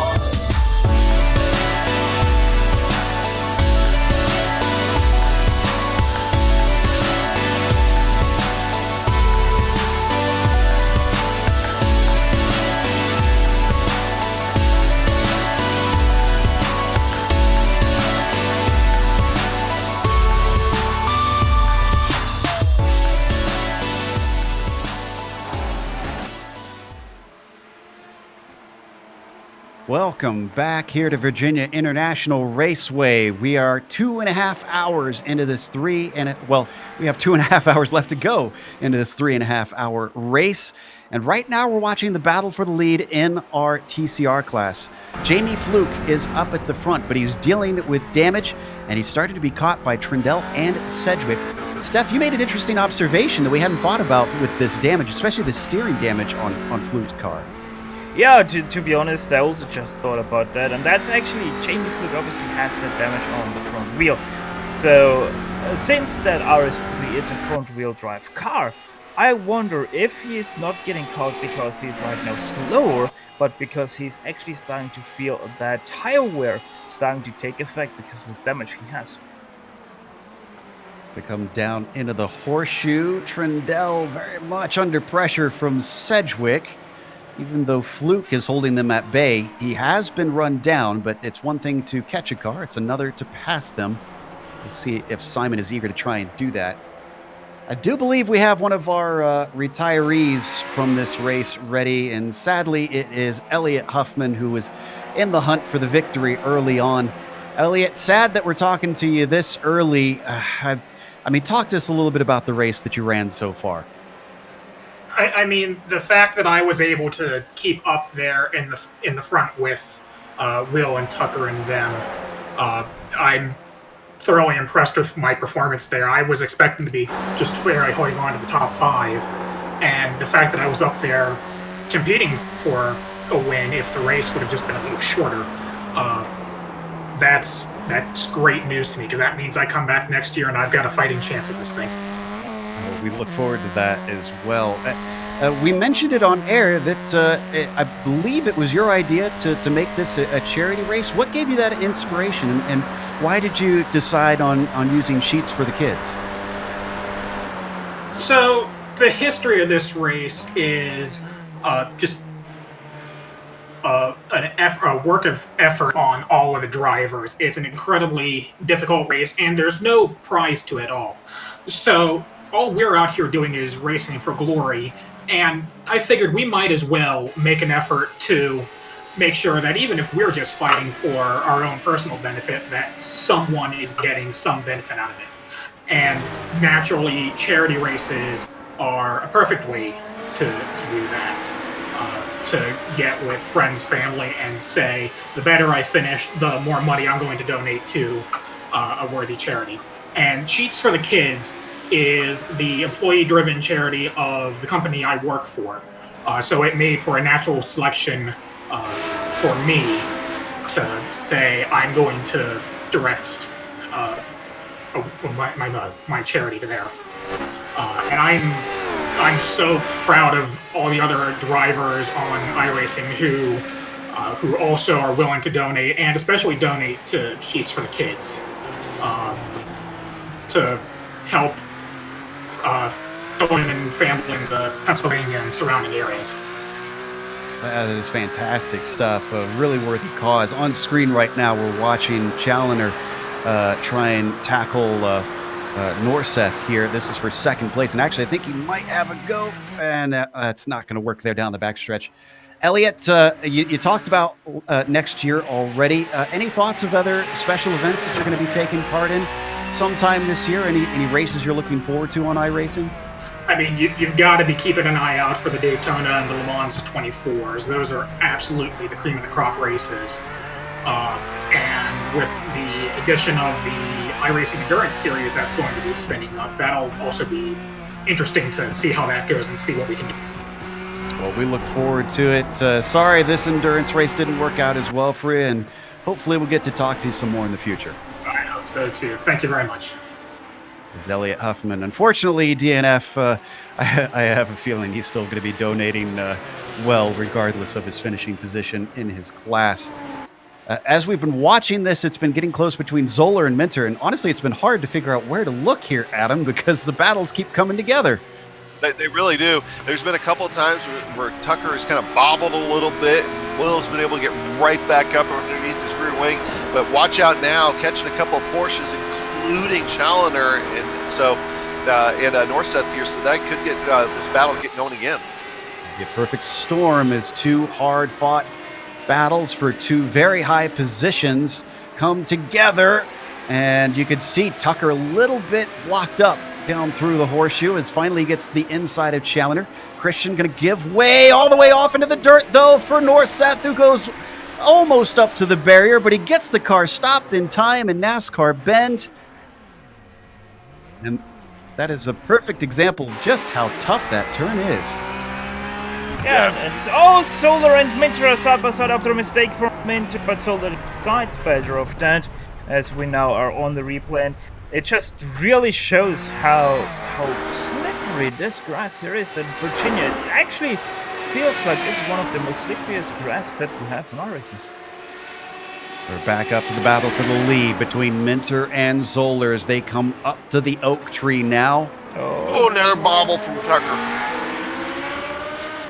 Yeah, Will is going to be looking for those left and right, just taking advantage of anything that offers itself. And once again, for the second time, we're seeing Tucker go defensive. The slipstream for Will is very good on this one, and the brakes are very good. Can he get it wound up? The car slides into the corner. They bang wheels, and coming off the other end, it is still going to be Tucker Minter slightly ahead. But Will Zoller, and he's covered off as Tucker dove to the left side and then back to the racing line. That was a good 150 yards later of a braking there for Solar, and still he was somehow able to roll that car up for pitch, just that outside curb and off camber on the other side of that corner kept him from taking away that first place from Minter.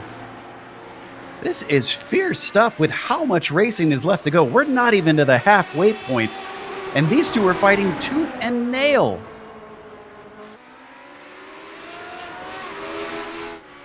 This has been happening. Fluke has now been caught by Sedgwick, who's gone by Trindle since we last looked.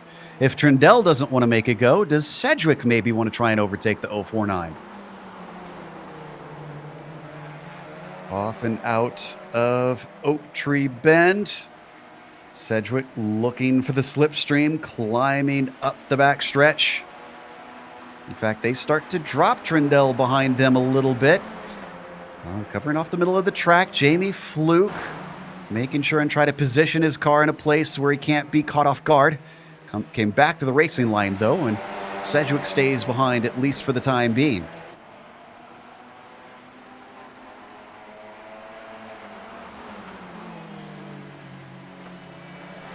Out and through the very narrow Patriot course.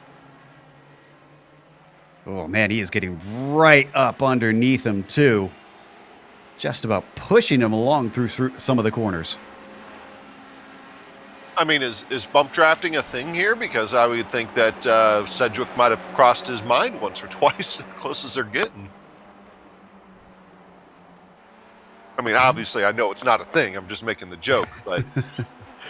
Well, in the TCR, you can actually do bump drafting. It's actually rather effective. Ooh. Hey, for the radical lead, Zoller's got a big run here on Tucker. They're going to be side by side. It's a repeat of what we saw last time. Late braking the same, except Will still looks a little bit more smooth. They stay about 6 inches off each other as opposed to hitting each other this time.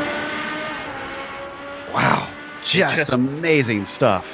It just repeats itself over and over. The inside for pitch is just so much stronger on the exit out of that corner because it is less off-camber than the outside is.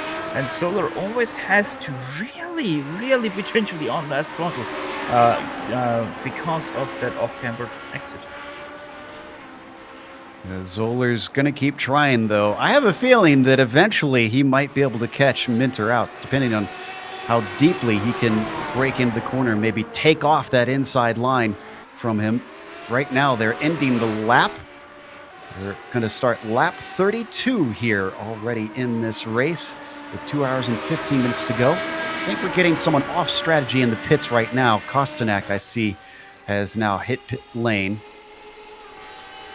It's worth noting with these two, with Tucker and Zoller, that they've got a long while before they catch lap traffic again.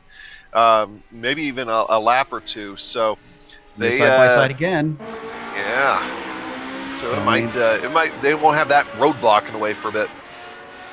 Through the horseshoes, Zoller was taking a peek somewhere else now. almost feel like it seems like Zoller might be a little bit better on top end, maybe slightly less downforce on the car. I said that about lap traffic, though, and Arjun Shepherd is off pace now in front of them. They're closing fast on him, and that's another radical. Yeah, he's not the first to go a lap down. That's Nicholas Helm, as well as Daryl Taylor's multiple laps down. Let's see if Arjan's able to let them through. Yeah, he just had it off, so he's just coming back on track after spinning.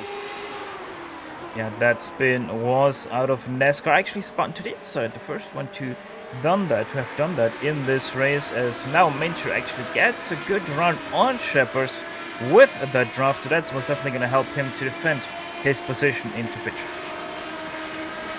Yeah, this is not the best run we've seen yet of Zoller. Certainly doesn't even give it a go this time, but they caught Shepherd at a very good spot for him to get out of the way. We're down to 5 cars left on the lead lap. It's a little bit before they get to Marc-Jean Girard, but I assume maybe in the next 10 laps they'll get up to him. TCR. We keep wondering if this is going to change around. I wonder if they're still doing some of the same. Jamie Fluke just behind Florian Utz, which is another car within his same class. It was Anders Dahl, leader in the Porsches, going by. Oh, a defensive move this time, though, from Fluke. He didn't feel totally safe from Sedgwick.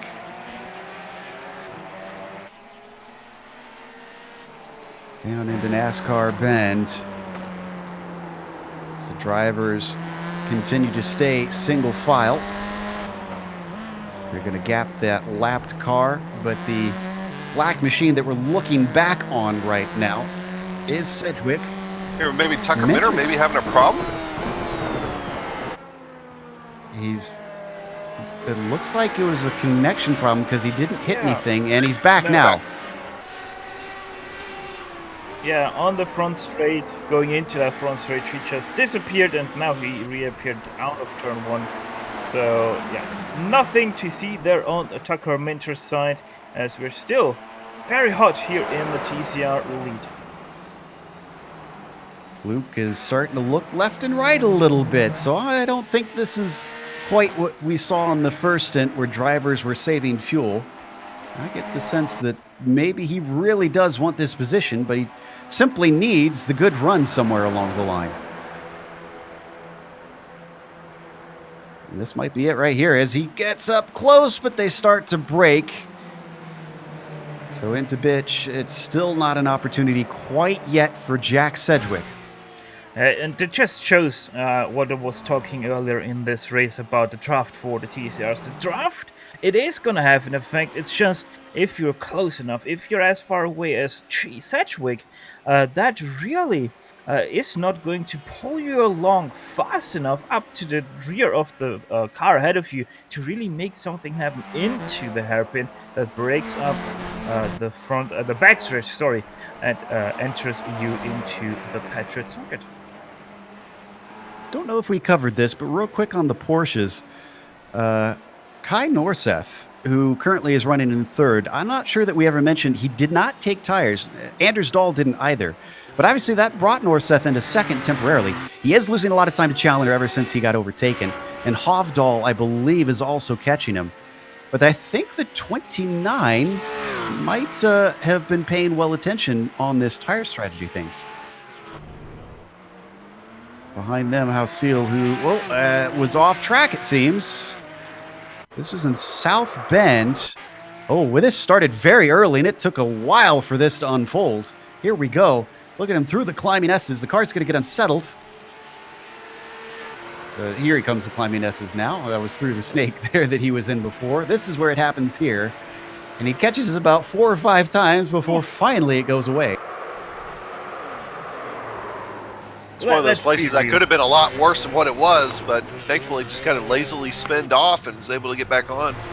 Let's be real there. Ken just tried to enter drift competition. Yeah, there you go. He was trying to impress all the people in the villas that had rented that place, yeah. Most definitely. Meanwhile, back to Jamie Fluke. Let's see if they try the same. They at least have handbrake for that, so... but I really don't expect that, because they are a little bit more serious about this first place battle, than some others would be right now, especially Jack Sedgwick. Really looks like he wants to take that lead away from Jamie Fluke sooner rather than later. He's been trying his darndest, and he, again, is close coming off. Actually, this is closer than I think we've seen in the past. They start to drift over on the car, though. There we go. And Tucker Minner and Zoller are starting to catch these guys. Minner and Zoller have been kind of separated by lap traffic here a little bit, though. But Sedgwick is on the inside. Sedgwick might actually have it this time. That lap traffic opened up the door. Fluke is going to have the inside. Here comes Minter, as you mentioned, and he is plugged up. He's got nowhere to go down into the spiral. Deep onto the brakes. Jamie Fluke gets back into the lead. He's not going to give it up yet. And Zoller just trying to find a way around these guys, too, to at least stay within sight of Tucker Minner. And finally gets to the back end of Fluke, but now he's stuck there. He's going to lose some time. Wow, that really upset this battle for the lead. I thought for sure that Sedgwick was going to have that pass this time. Arjen Scheppers has since pitted. No, I believe this is a scheduled stop. His radical has most definitely some problems, and he actually lost it through the snake. That's already quite a bit ago. And heavy contact into the tire wall sent his car straight to the tow rail. Sad to see. But we haven't talked about Reed Miller in a while. Remember, he fell back early in this race, and it looks like he just overtook Grendel here. Or is Grendel coming back at him? It looks like Grendel's coming back at him. Oh, not a move like that. A little bit too greedy on the throttle there, and Thomas finds the rears lighting up. Still, he stays with it. Doesn't lose a lot of time with that mistake. Love watching them try and chuck it through this little set of S's here. Oh, and there's a big mistake, unfortunately, from Reed Miller. So Grendel now definitely gets that 9th place. Just looked like a bad bounce, unfortunately, for Reed. Oh, and what happened to Minter here? This is an oak tree. Just went in too hot. You talked about waiting for mistakes from the car ahead, Adam. Wait a second. Minter was already behind Solar, so we have missed that pass for first place. Were they swapped around before that? No, I think No, that was the pass when Tucker went off right there. Yeah, yeah, right. I'm sorry. Oh, you're fine. And that Kostnak's off. Kostnak is off track. Yeah, this is, I think, in. That was in the spiral. He got almost lost out there. He was way out in the weeds. I am seeing Zenkowski and Scheppers both off. Scheppers, I think we already covered. Zenkowski, though, is recent. He has a lot of damage. Yeah, okay, so he got out of the car, but it looks like maybe he's just taking a normal stop. We'll see maybe if he comes back out, though, but he's out of the car. So, strange things from Nilsson. Yeah, 3.5 hour race. Maybe he had to run to the bathroom. Yeah, Zenkowski, that's already a little bit ago. He had problems out of turn 1, just completely lost it. And so far that out of turn 1, he lost it all the way to the inside barrier of turn 2. So Zenkowski, quite some damage. He brought it back to the pits, but seems like he's not going to be taking this race on again anytime soon. Watching the battle for the lead in the TCRs, as we've done for much of this race. Sedgwick, this is actually looking pretty good. Sedgwick is gaining on Fluke. Jamie's already covered off the inside. Looks like he'll force him the long way around as they come up to the horseshoe. Jack deep onto the brakes, and it's looking good, but he slides a little bit into the corner, and he has to catch it. And he slots back into second place as Fluke yet again retains the lead. Now, interesting to note, let's stay on this battle. But out of our retirees today, they completely consist of our radicals and our TCRs. The attrition is has hit much harder on the fastest and the slowest class. Well, the TCR class is a little bit surprising because that is quite a sturdy car. Radical, not so much surprising because that really does not take much to beat it up. And it looks like we got another driver pitting, this one from the TCR class, Salveson. Try and keep track of which drivers look like they're heading for that four stint or 5 stint strategy.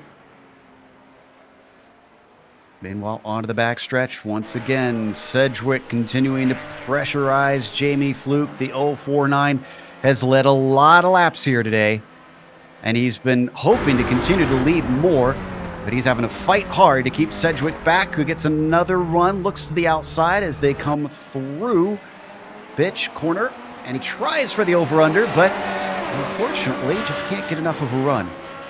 Oh, he's going to look anyways down to the spiral. Thinks about it. Stays back, though.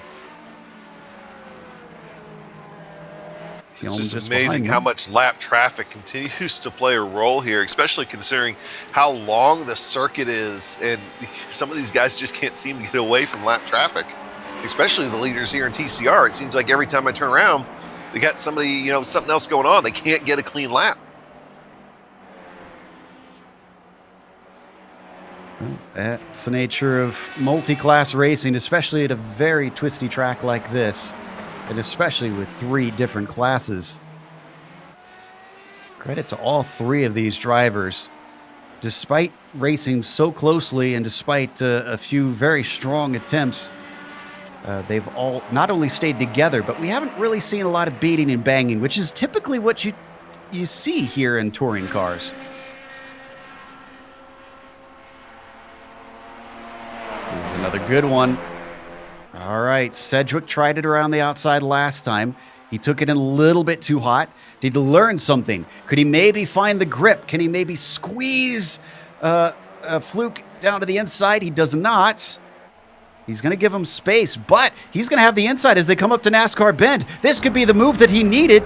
He's got the desired line down into the corner, still side by side, neither one willing to give way. It's down to the left hook with the advantage still going to Sedgwick, almost drifting into Fluke, but now it's going to be a bunch of S's uphill. This is going to slow them up a bunch through here. Let's see who can hold out. This is the great thing about front-wheel drive racing. Having the inside doesn't necessarily mean that you're actually going to overtake Sedgwick. A little bit, and that's not enough track for Fluke. He keeps it together, but that means Sedgwick finally through. Took some elbows out, but Jack Sedgwick is your new leader here in the TCR class. I don't know if they actually touched. Ooh, Sedgwick is pushing hard to try and pull away, putting 2 wheels off into the grass coming out of South Bend. And by the way, I'm pretty sure they either have to pit this or next lap because they're very close on their fuel window once again. And Trendle was so close to those two going at it there. We always used to call that the popcorn position there, and just kind of watching what happens in front of you. But you don't want to be so close that you get involved when the popcorn pops. And that would have been Trendle if those two had gotten together. We'd have had a 3-car TCR wreck. Those very different lines between Sedgwick and Fluke through Bitch. Fluke stayed much more tucked down to the inside, whereas Sedgwick sent it in very, very deep and cut back. It almost cost him because it looked like Fluke tried to stick his nose in, but then thought better of it. This is our closest battle on the track right now of any of the classes, hence why we're covering it so much. I can tell you that Anders Dahl has come in for a stop, though. Remember, he did not take tires last time. Well, let's see if he takes them this time. By the way, trying to see. We had I'm showing Will in second. Did he come down the road? I just wanted to cover that. Will Solar actually had a very big off about 2 laps ago through South Bend. He went about halfway the distance between South Bend and the back street. So yeah, Solar lost there about 20 seconds, and with that retired the lead to Tucker Mason. Tucker now out front by a wide margin. I mean, almost 8 seconds. Yeah, it must have taken a long time for Will to find his way back on track. You see on screen, that is our leader, Tucker Minter, ahead of Zoller. And looks like Christian Challoner is going to inherit the lead temporarily from Dahl, who does take tires this time on his second stop. About 2 hours. And the previous one, he did about an hour and a half on those tires. So if he doesn't change next time, that means that it's going to be a lot of tire management for him come the end of the race. Looks like Norseth is in. Norseth, another driver that did not take tires in the first stop. I'm still watching Will Zoller here, and a couple of times having trouble getting the power down on the exit of corners. I would think he's going to be one to take tires here in this next go-around. Alessandrini comes in to stop. Starting to see the dominoes fall for our Porsche class. Looks like Bervin is going to stay out. Halseal stays out. Havdal keeps going. And Norseth is taking tires this stop. It's gone up on the jacks. Yeah, I think that is the preferred strategy for the Porsches. Take your tires on the second stop, and then from there on, don't take either. If you take a 3-stopper or a 4-stopper, just don't take another set of tires in that third stop. Yeah, Alessandrini is paying credence to... Oh, Tucker Minter is off. Or he was just a minute ago. He's getting back on now. I don't think we need to. It wasn't major. And, yeah, but he was off. I think I'm behind by about a lap, so we don't need to try to find it. But that cost him some time. That actually cost him, it looks like, maybe about 3 seconds to Zoller. Yeah, so that's going to allow Zoller to cut it down to just about 5 seconds. Just to tell you the talent level that this sort of race draws, we actually do have a black stripe driver out here. Jamie Fluke, the only one holding that honor in the 049 with an 8,300 I rating out there. At least black stripe on the road side. Don't forget Christian's out there too with the black stripe on the oval side. This is true. Good point. Oval don't count here. No, Jamie Fluke into pit lane, same with Jack Sedgwick. Wow.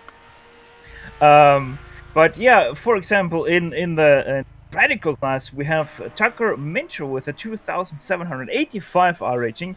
And then once again, in the Porsche 911 class, we have an R rating of 6,381 to Mr. Christian Challoner. Yeah, currently leading the race, but will probably not retain that lead after the next stops, as we expect Dahl to be able to jump him. In fact, there's only 7 seconds between Challoner and Dahl, and he's a pit stop ahead right now. So that tells you the pace that the 03 has been running in this race. We've only got 3 drivers left on the lead lap of anybody. Minter, Zoller, and Phil Lake are the last ones running the foremost laps of the field.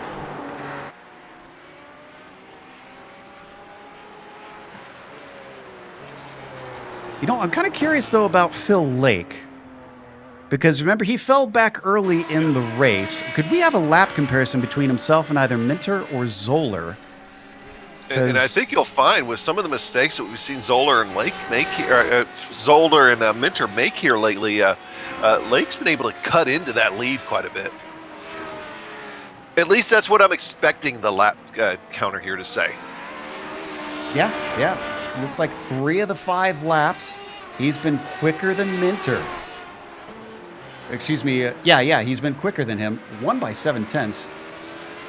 Half a second, 1/10. Some of that could be traffic, mind you, but whatever way you're getting it, I mean, Phil Lake, who we've kind of ignored a lot up until this point because of him falling back early in the race, he could find himself a player for the win. Well, it's not going to take much at this point either for that to happen. So we've already seen Minter with an off. We've seen Zoller with an off. In fact, a couple offs between the two of them. And it's just going to take one more from each of them. And Philip Lake's going to be right back in this thing. He's also only 3 cars left on the lead lap, and he's only 12 seconds back. So that Minter, Zoller, and Lake. And by the way, for all the Elliot Huffman fans out there, he is once again back driving, but he seems to have jumped a little bit the ships because he's not driving with the incredibly rare SR8 OW. OW standing for open wheels. I think it looks like he's managed to get the fenders back on my screen. Yeah. As Simon Trundle now in pit lane, so that will give back the lead to Jack Sedgwick.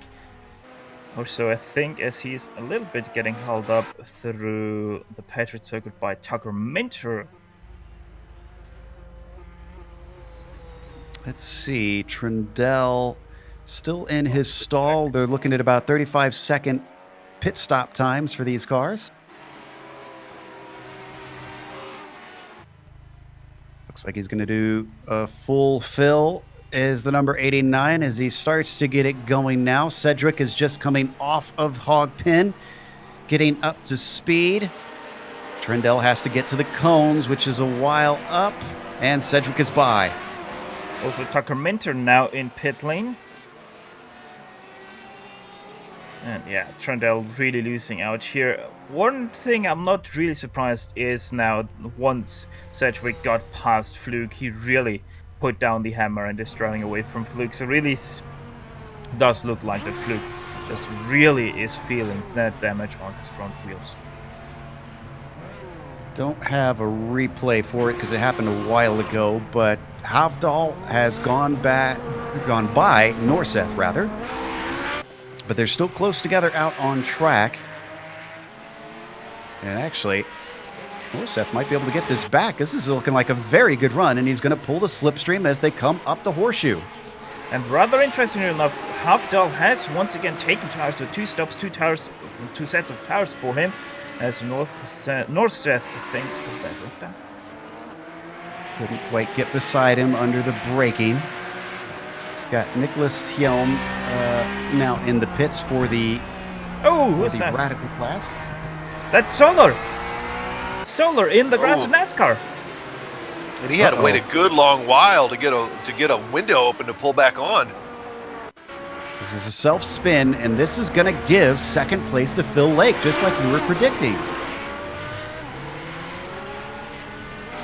And here comes now Phil Lake through that battle between Havdahl and Norseth.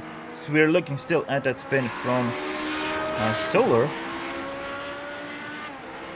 That really hurt him because the gap to the lead is quite great now between Will and Minter. There's the spin, and there's all the cars having to go by, including for that second position.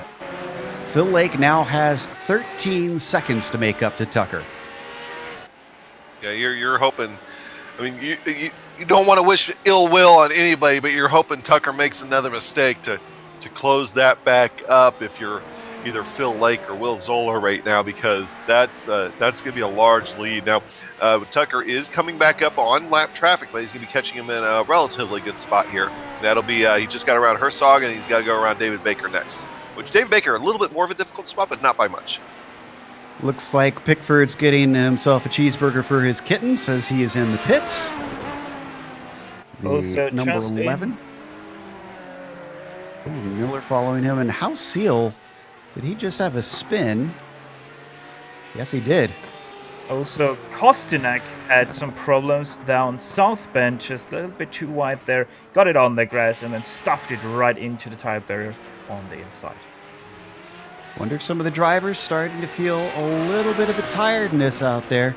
We're closing in on 2 hours into this race, and that's not including the warm-up that they had, the qualifying that they've been out in those machines. So, I mean, even after an hour of racing, you can just be mentally exhausted. So we're seeing some unusual mistakes from drivers all by themselves. Yeah, that's the thing with... Go ahead. Guys, I say that qualifying session too. I mean, that was a 45-minute long qualifying session. So most of these guys have probably been out here guaranteed now, it will be out here guaranteed by the time this thing's over, at least 4.5 hours, depending on when they got here for warm-ups. Yeah. One thing you also have to mention is that this track, especially this layout, is just relentless. It's corner after corner after corner. You never have really a straight to stretch your legs, because even that long backstretch that you normally have is split in half. So yeah, just no time to relax, take your mind off a little bit because you're on a straight. Trying to find if Mark Pickford had hit anything recently, and I'm not seeing anything, because he had a very long pit stop at about a minute and 10 seconds. So he must have gotten some repairs or something that we didn't see. Actually, you know what? No, there wasn't an issue. He just took tires on that one. That was the standard stop I'm seeing, 53 seconds.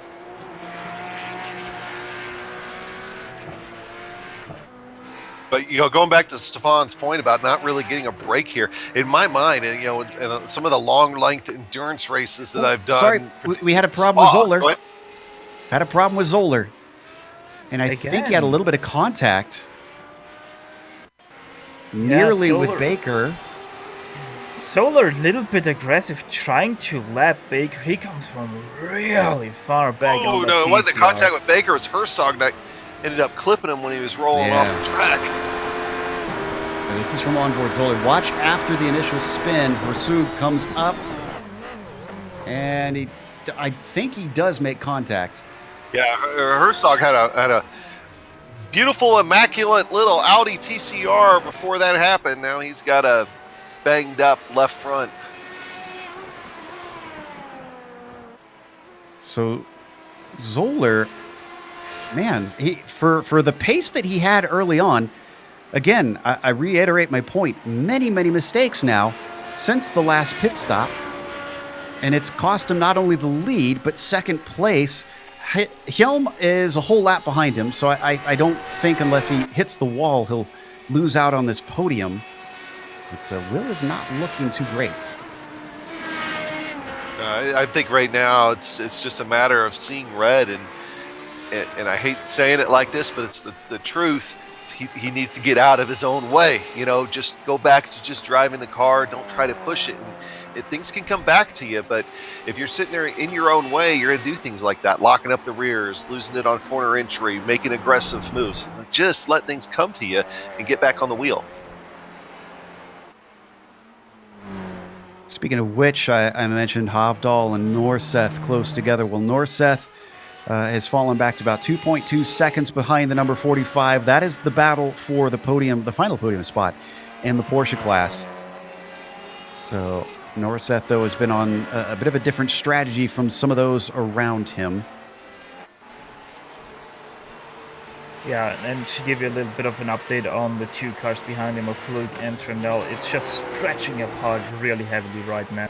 Jamie Fluke about at least half a second per lap slower than Jack Sedgwick, and Simon Trendell is having his own problems a little bit, also half a second most of the time slower than Jamie Fluke, but he's starting to really put on some mistakes every now and then. Last lap, for example, he lost a full 2 seconds to second place Jamie Fluke. And I'm actually kind of not surprised by that, too. I mean, that pack was so great at sticking together through the first half of the race. We now are approaching the second half of the race, and now it's like, well, yeah, now it's every man for himself. We're going to put the pedal to the metal. It's time to actually go. So maybe they've saved what they needed to save, and now they'll just try to run it out the rest of the way. Poor Jamie Fluke, if you've just joined us, has got steering damage on his car from a very bizarre pit entry incident, and we're not sure if that is hurting his pace as well over the long run, potentially burning off those fronts. Right on board of them. Oh, actually, he nearly gets in front of Phil Lake, and Phil Lake has to back out of things. We couldn't see it from on board, but the second place driver in the Radicals nearly went off course at Hogpen here.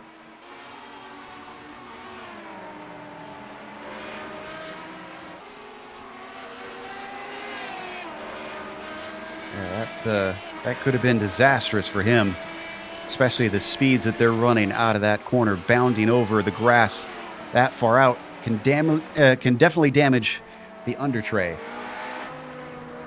Yeah, and that, of course, with as much air that actually moves underneath that radical, that plays a big role if you're not careful with that.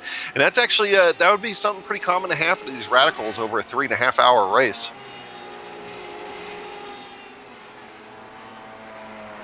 Let's go through the top 5 of each of our classes real quick to give our audience an idea of what's been going on, especially if you've just joined us. Starting with our leader in the radicals, Tucker Minter.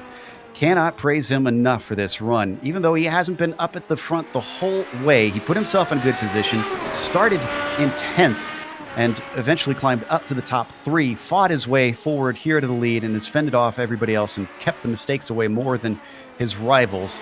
Phil Lake, who had an early mistake and then unfortunately was stuck in a little bit of traffic, is currently about 20 seconds behind him, so it doesn't look good for him right now. But again, he's shown pace at other parts of this.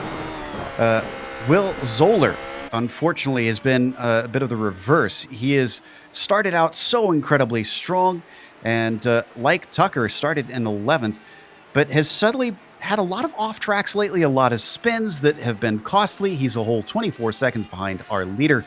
So unless the leader starts making some mistakes, Will's not likely to be able to run him down, even with as much race as left.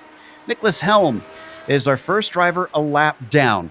Bit of a quiet race for Nicholas. The Scandinavian driver stayed on the lead lap for much of it, but has run into a few issues along the way and has since been on his lonesome with nobody to fight and just trying to get to the checkered flag from here.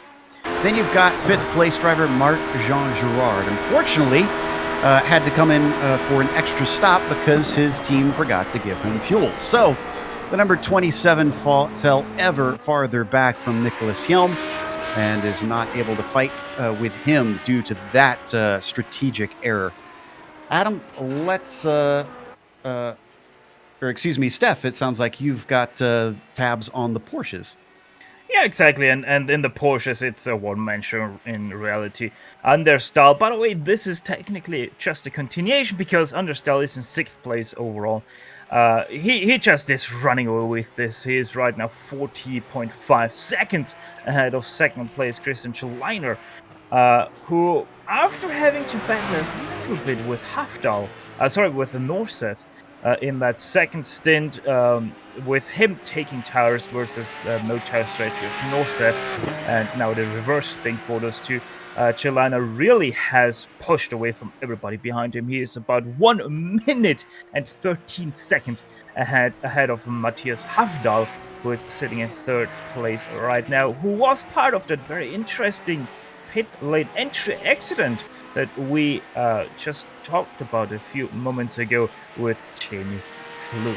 Matthias Hafdahl, though, he also has steering wheel damage and still is fighting on in 3rd place. In 4th place, we have Kai Robin Bernseth and Norstedt.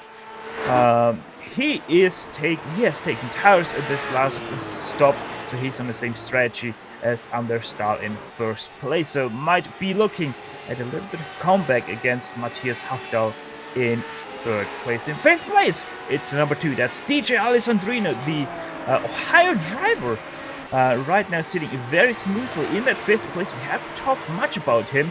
I don't even think he had a single incident yet. So DJ doing a strong but quiet race thus far in the Porsche 911.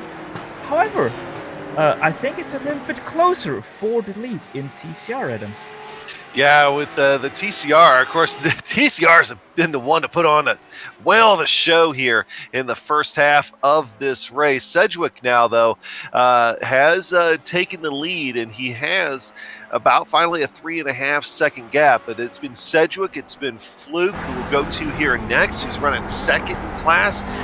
He's been one that's been up there swapping the lead, but he's now down by about 3.6 seconds. As we've talked about, got involved in an accident, and, well, his steering's off as well. We don't know if that's actually affecting his pace, but it is definitely not going to help him here at all here for the rest of the day. But they were nose to tail with Sedgwick, Fluke, and then also Trendle, who Trendle has now fallen to 3rd. Trendle has actually been the one to fall off the most here the last little bit. He's actually gained a second or so here over the last lap or so. So Simon Trendle sitting in third in class, about 11 or 10 seconds back now. So that 89 Audi TCR continuing to go. David Baker in fourth. And David Baker is continuing to, just kind of ride a nice and steady race here today. I haven't really talked a lot about him. He was kind of running up in that lead pack there for a while, just kind of hanging off the back end of it. But, of course, along with everybody else, has since kind of fallen off now, running 14 seconds off that lead. Fifth in class for your Audis. That'll be Carl Herzog. And Herzog picking up a little bit of damage with contact with Will Zoller just a little while ago. Started this thing fifth in class. He's running fifth in class, but he's also 40 seconds off the lead. Let's check out the battle for fifth currently with the Porsche class, because Alessandrini has had Husil very close behind him for about a lap now. Also, we don't need a replay of it, but just an update. We had another off from Mark Pickford during that read-through as well. He just went off around Hogpen, returned to the track without hitting anything, and continues on in 10th position. But coming up towards the climbing S's, Husil obviously ready to put some pressure on here for DJ. And again, this is to try and settle out a top 5 within this class.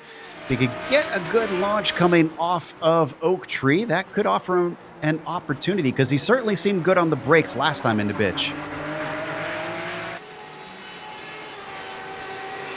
Yeah, it doesn't look like the greatest of exits, though.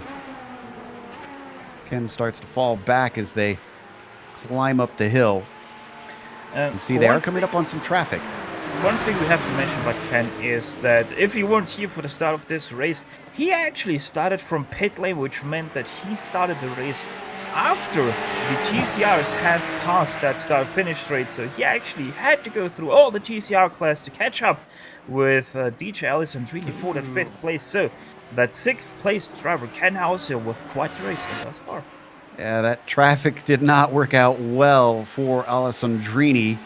Baker held the inside down through the spiral and eventually lets both of them through. How Seal sneaks by. Sikowski just had a big off and wallop some of the barriers.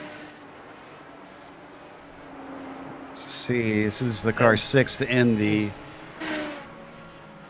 Radicals. Yeah. He had some problems earlier on, and now even more. Locks up the back end right in front of Barrett, and those little barriers there to block off the track, those ones hurt here, those orange deals, and it bends up the rear end quite a bit.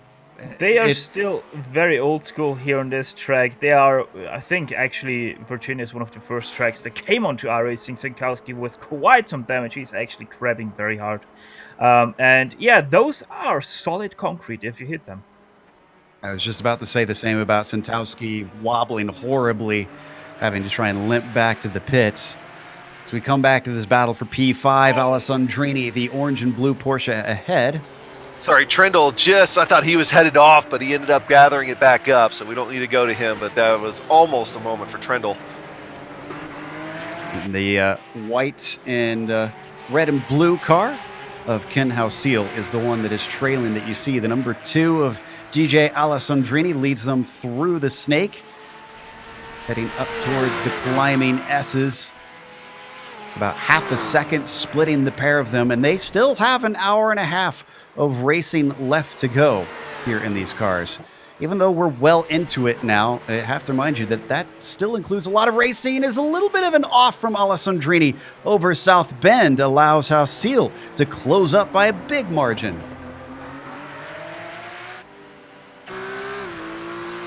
See if he can maybe use this good launch, this slipstream. A little bit of a defensive move from DJ. Comes back to the middle of the racing line. And Hausil can't take advantage yet. Seeing Will Zoller has come down pit road again, and it definitely appears to be unscheduled. You know, I only just now noticed, if you look on the hood of Hausil's car, he's got the Liberty Bell, and well, that's because he's from Club Pennsylvania. So what's usually a different logo on that Porsche paint scheme has been replaced by a little bit of Americana. I approve. We're trying to see if we can get ourselves a nice close angle here on the car. But I just spotted it on one of our cameras. Zoller is in the pits. Yeah, There I think right I think Zoller might be retiring here. He's been there for a while now. Showing, and it's been over a minute already. Yeah, he's out of that car. Yep, And there he he is goes. out of the He's done. Will Zoller has retired, Wow. which is going to leave that radical class to Minter and Lake. Which so it's just going to be Minter and Lake on the lead lap of this entire race, but also for the lead of the radicals, where Philip Lake is really falling off Tucker Minter. Tucker Minter got himself calmed down. He doesn't have to worry about the pressure. He has not been making as many mistakes as he was earlier, so now he's starting to shine. I'm sure Helm will be ecstatic about this. As far back as he is, a podium is a podium. And he's nearly a lap ahead of of Marc-Jean Girard right now. So he also finds himself very, very safe. And while we have a minute, if Sean will indulge me, I want to go to the 21 car of Dennis Barrett. We haven't really talked about him at all because he's kind of running in the back, but this guy has my favorite paint scheme in the entire race here today. Can we say he's gone plaid? Can Yes. we do that? Yes, I don't think that's trademarked. Because he has gone plaid. Love it. Very, very woodsy Virginia-like. See, I'm going to say he's just he's paying homage to Robert Wickens in that car. So I'm cool with that. I'm cool with that too. That works out for me also. Which Robert Wickens, glad to see. He, every time I see him post on Instagram, he seems like he's doing better and better. I don't know if you guys know this. He met his goal of being able to stand up at his wedding and walk at his wedding. So that's an incredible story there out of Robert Wickens a couple months ago. I got a little dust in my eye seeing that clip. Definitely not going to lie. As you see, that was another of our radicals. Phil Lake, second place, who has put another lap on Barrett, rather. We've only got 26 cars left here, Steph. The attrition is taking its toll on our drivers in this long, long solo race. Yeah, most definitely these guys are really struggling. Strangely enough, though, still not a single Porsche 911 has retired. However, we had already quite a few in the TCR and in the Radical class. Right now, the Radical class actually leading that list with only 7 cars still remaining, only 4 of them being still atop the list. Yeah, all the others are behind the other classes. And even then, we're down to only 2 drivers left on the lead lap, Minter and Lake.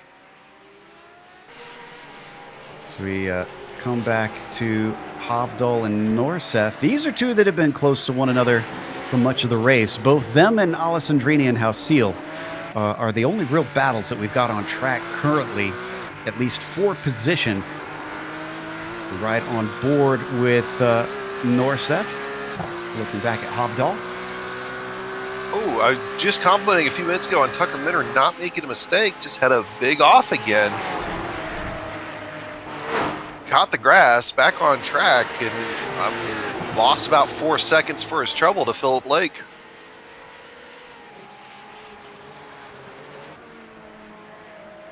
So as we now come back up to that number 10, our leader, down to 12 seconds to Phil Lake. There is yet still hope for the 99.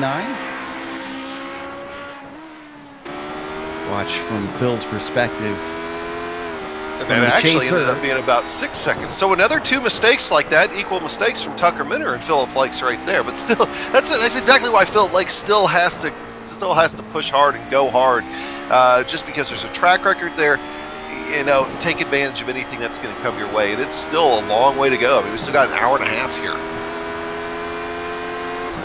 No doubt.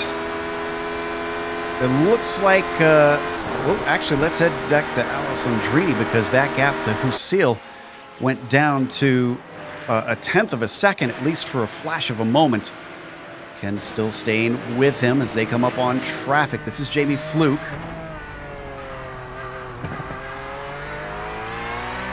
Through the Patriot course. Oh, and he's going to catch him at a really bad spot here.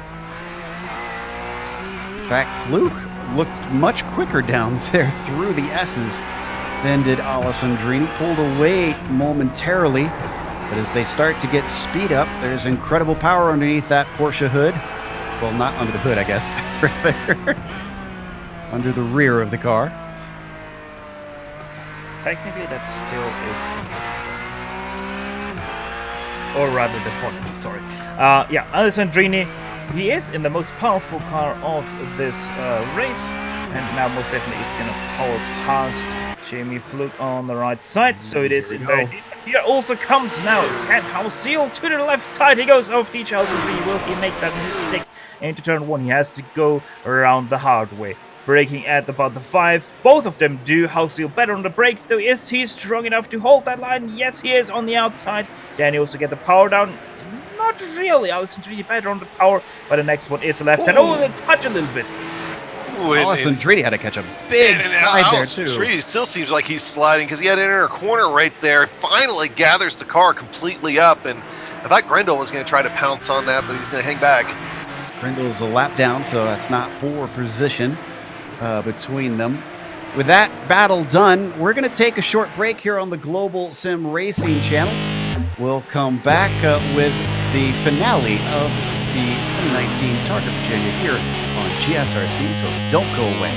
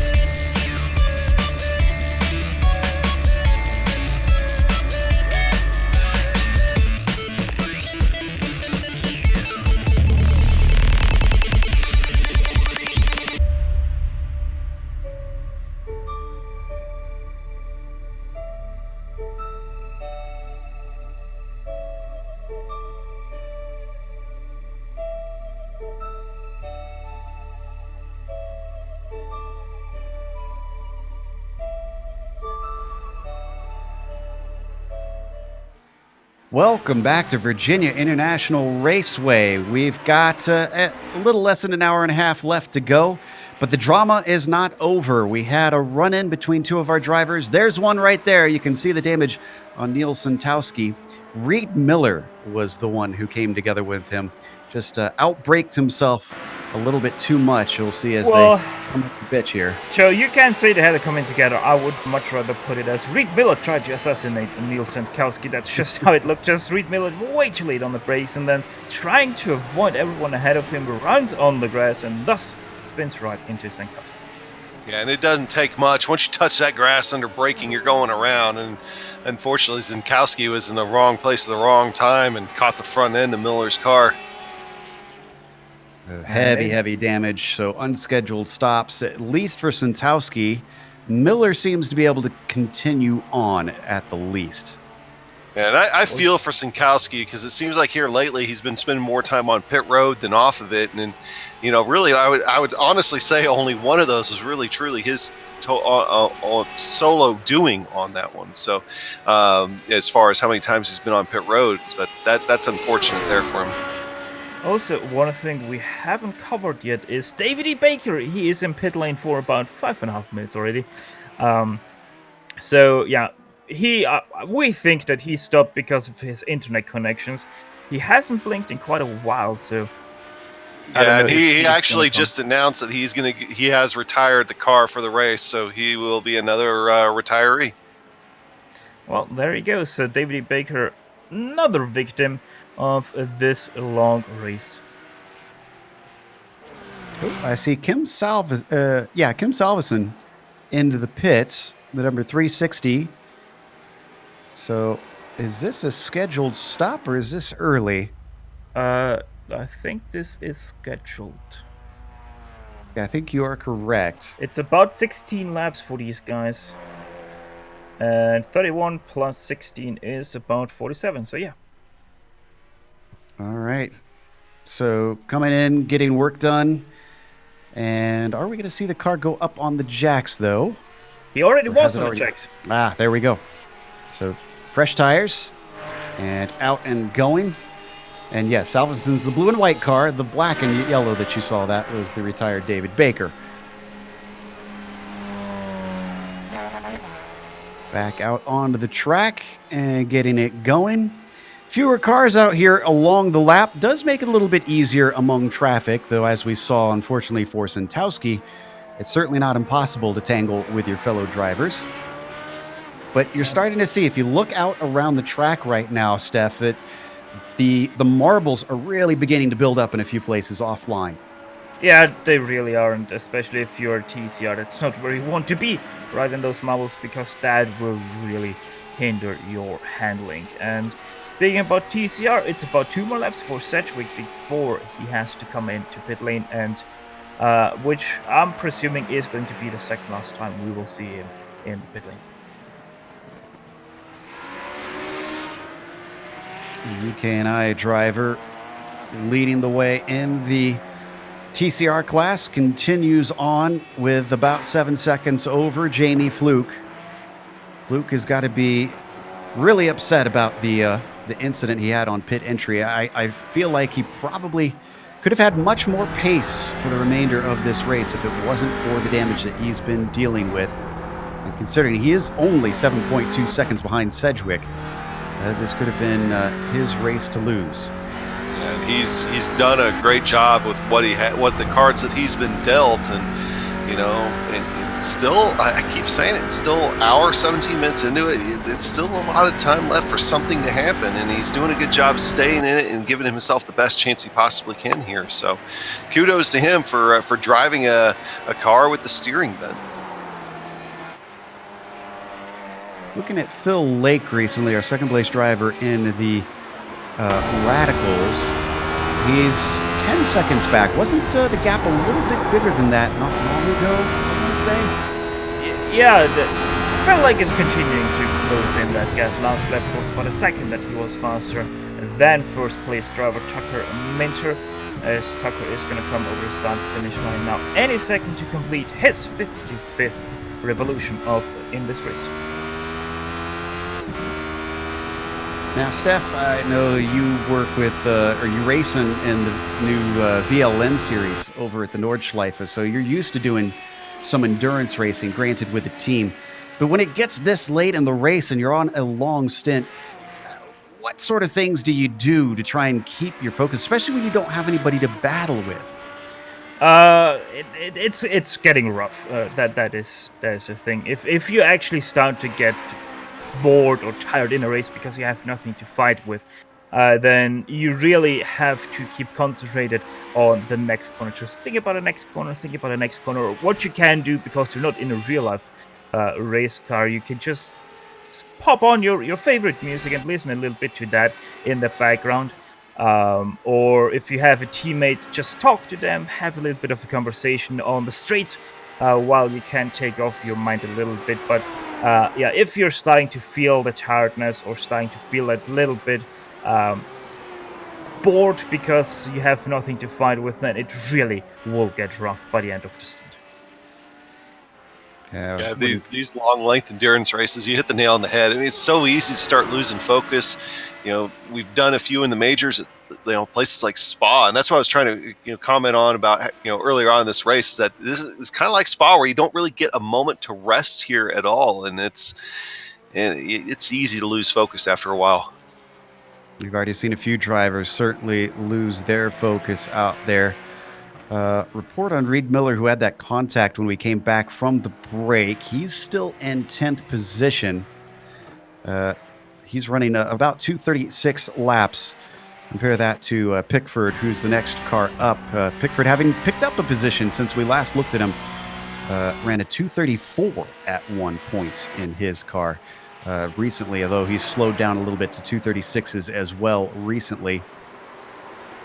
You see Christian Challoner a little bit farther up in that class, up to second place. This has got to be a little bit frustrating for a driver who's used to being up towards the front of things and being at the competitive end. I mean, second place is still the competitive end, but 52 seconds behind Anders Dahl, our leader. There is Christian Challoner.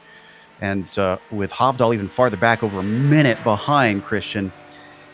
Speaking of being bored, poor Christian has really just got to cycle through the motions from the rest of this race just to take a podium. Well, Anders, I think he is one of the Porsche drivers. Actually, Anders now into pit lane. He goes, I think he's a regular Porsche driver, if I'm not mistaken. So I'm really not surprised that Anders is pulling that gap on Christian.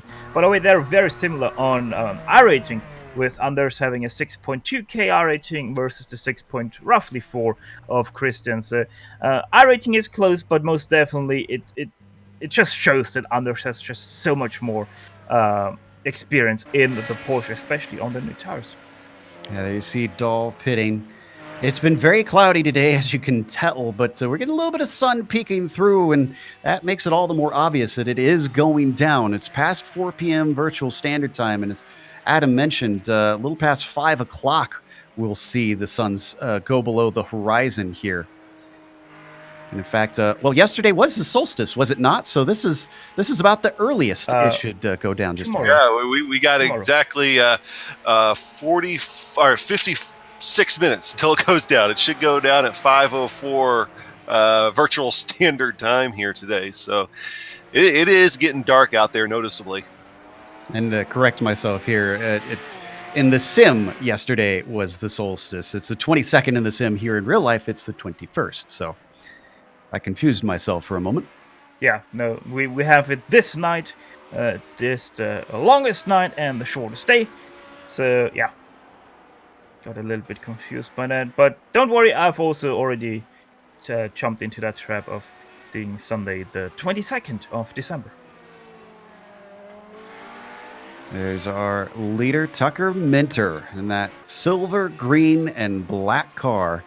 The number 10 has been caught by Phil Lake by quite a bit of a margin since we last looked. Last we reported it was 10 seconds. It's 6.7 now. So that continues to come down. I'm going to go back over here and look at Tucker and see if maybe he had another off or something like that here over the last lap or two. But that's significant margin.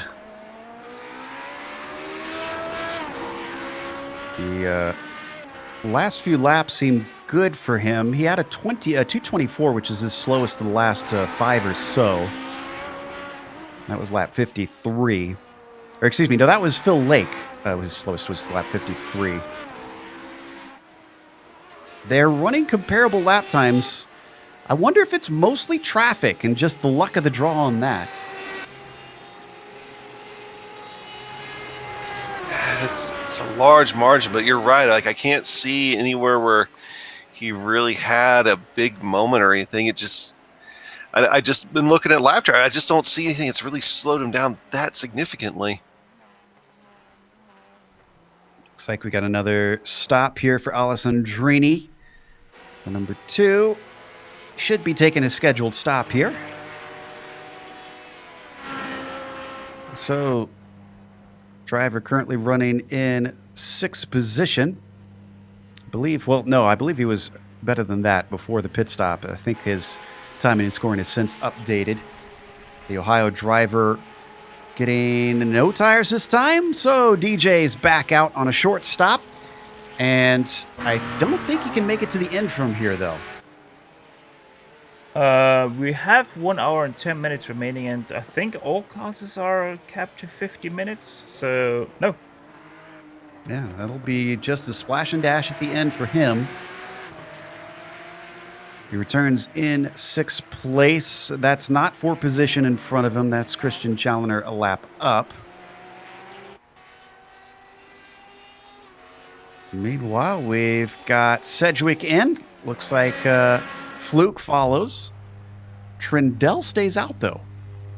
Yeah, Trindle, since the first stint, he was able to go that 1 lap longer, and he is still carrying that 1 lap advantage over those other 2. So, not surprised. They're all going to the very end of their stints, obviously, as you would do in the TCR, because you just don't gain anything in a race like this from short, or undercutting, rather. Luke in a lot longer than Sedgwick. There is about 7 seconds difference between them.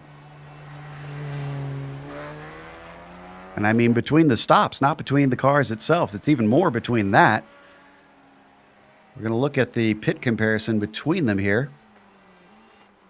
I think Fluke just did sit a little bit longer to take some repair on his car. I don't blame him on that one. Havdahl, in the meantime, is pitting. And I believe Havdahl was one of the ones battling with Alessandrini, was he not? Or no, that was Norseth, I think. It was Norseth who was trying to decide a position between himself and Matthias.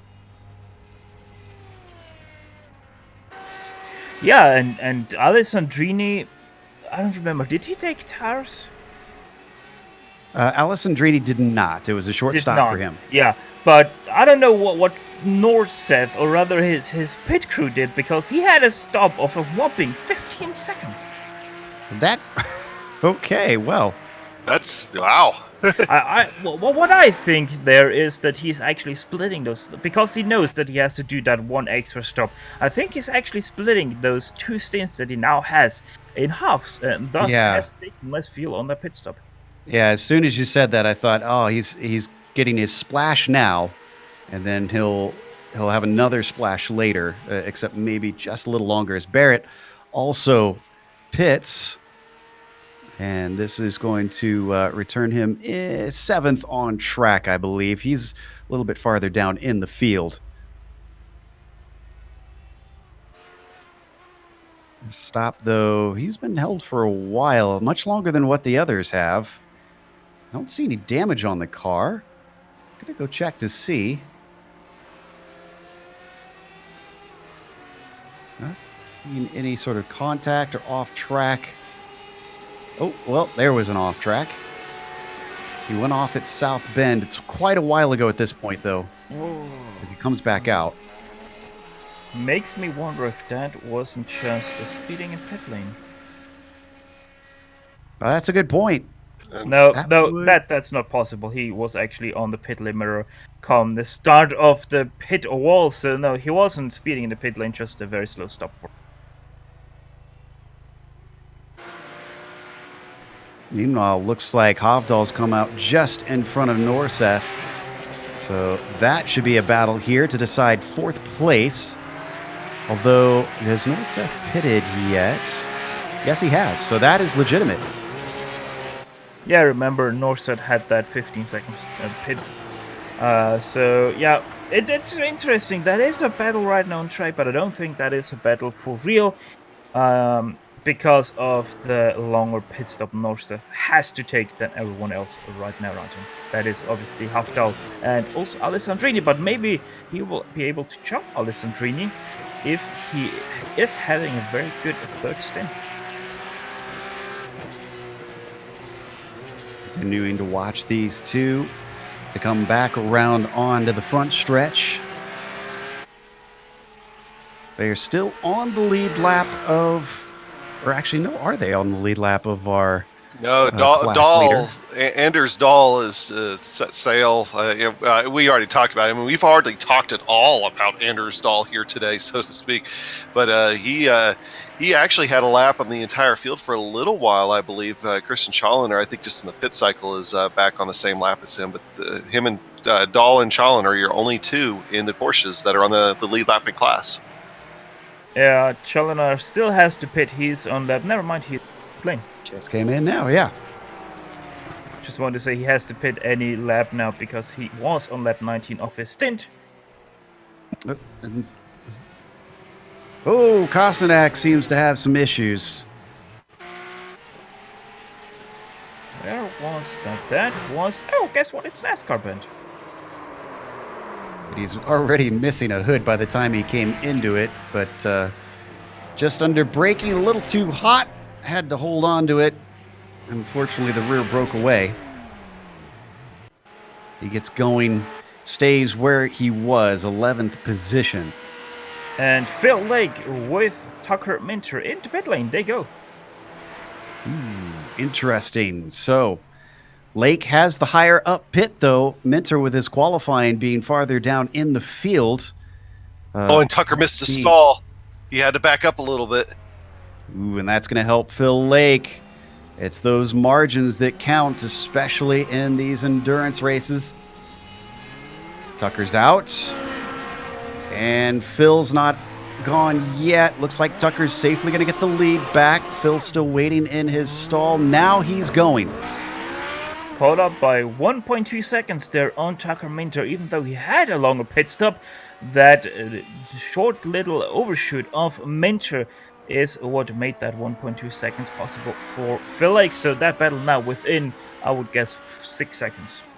Yeah, 6.4 I'm seeing. Wait for it to update. Yeah, just about that looks like is accurate between the 10 and the 99. It is not over for the overall win here at the 2019 Targa Virginia. So definitely keep with us on this. And it's the same situation in the top 2 classes. You have 1st place and 2nd place in their respective lead lap laps. And then you have the rest of the field being a lap down. It's a little bit different in TCR, where I think pretty much everyone up down to 6th place Kim Salvesen is still on the lead lap. Battle that's been closest here is between Norseth and Hovdal. They've just passed House Seal because he's taken a scheduled stop and gotten back out. You can see as we ride on board with Kai, he's been keeping it roughly half a second behind Hovdal. The Scandinavian has honestly been dealing with the pressure well, but we've seen before, one small mistake opens the door. And I say the Scandinavian, well, turns out they're both Scandinavian, it looks, as they both hail from that club. Yeah, just 2 of the 24 cars that remain in this one, and it's, as you said, Joe, keeping about a half-second gap between them. And this one isn't like I don't think Norseth is just trying to stay there. I think Norseth is actively looking for a way to try to get the edge on Hovdal here. Just can't seem to find it right now. He's trying, though, sticking with it. Talked about the different nationalities that hail around here. Well, we've got Benelux Club represented in today's race. Canadians are racing. The DH Club is out there. Of course, plenty of Americans. Oh, as the mistake instead is on Norseth.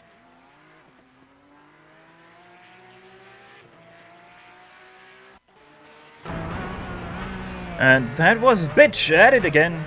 Just a little bit too deep on the brakes for Norseth. Goes onto the grass, makes it, or is able to avoid the tire barrier there. But yeah, that's a lot of time lost to Hafdal and his actual main rival for the position. That would be DJ Alessandrini. And Ken Houseseal is now ahead of DJ Alessandrini. So Houseseal coming in with the strategy call to make it in front of Alessandrini. And sadly for the drivers, that corner is not a lover, and it is definitely not a child or a mother. It just continues to perplex a number of the drivers in this race. Houseseal coming back to the main circuit.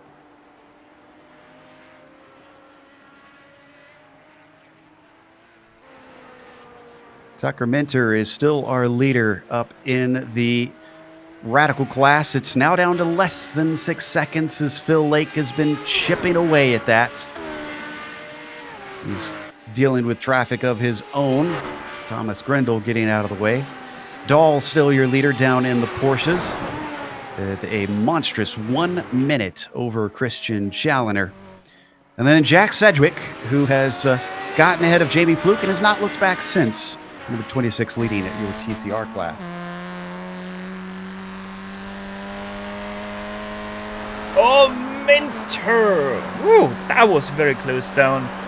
That chicane that I always forget the name of in the Patriot circuit. But yeah, Minter most definitely starting to struggle with either the focus or his mind wandering off in places where he doesn't really need to have his mind wandering off, because he is most definitely getting caught by Phil Lake and his own mistakes.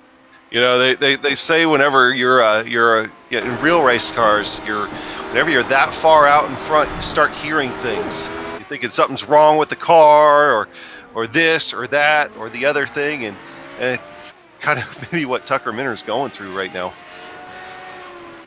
Yeah, most definitely going through the Targa Virginia. I have to imagine that, especially starting as far back as 10th, he wasn't expecting to win this race. Maybe he thought he could be competitive considering the pace that he's been showing, but boy, I mean, he's got something special on his hands. It's very difficult to win out here at the Targa Virginia. Phil Lake's going to try and deny him of that. He's really the only person right now who can deny him. And Tucker Minter nearly had a running together there with Reed Miller. That's a teammate of Phil Lake. Obviously, no team strategies played out there, but Tucker Minter nearly ran right into the back of Reed Miller through NASCAR Bend. Let's take a look at the replay and see what it's like from Minter's perspective here. In fact, he may have made just the slightest of contact here. We're riding on board. That's Miller in front. It's still strange to me to see a dirty torque car that isn't an Audi, though. Well, it's German, so close enough, yeah. Owned by the same brand, too, so. Yeah. Didn't see a touch there on the replay. Looks like Jean Girard is now pitting, our driver in fourth. Last of our radicals to be ahead of the rest of the classes as he returns to the track.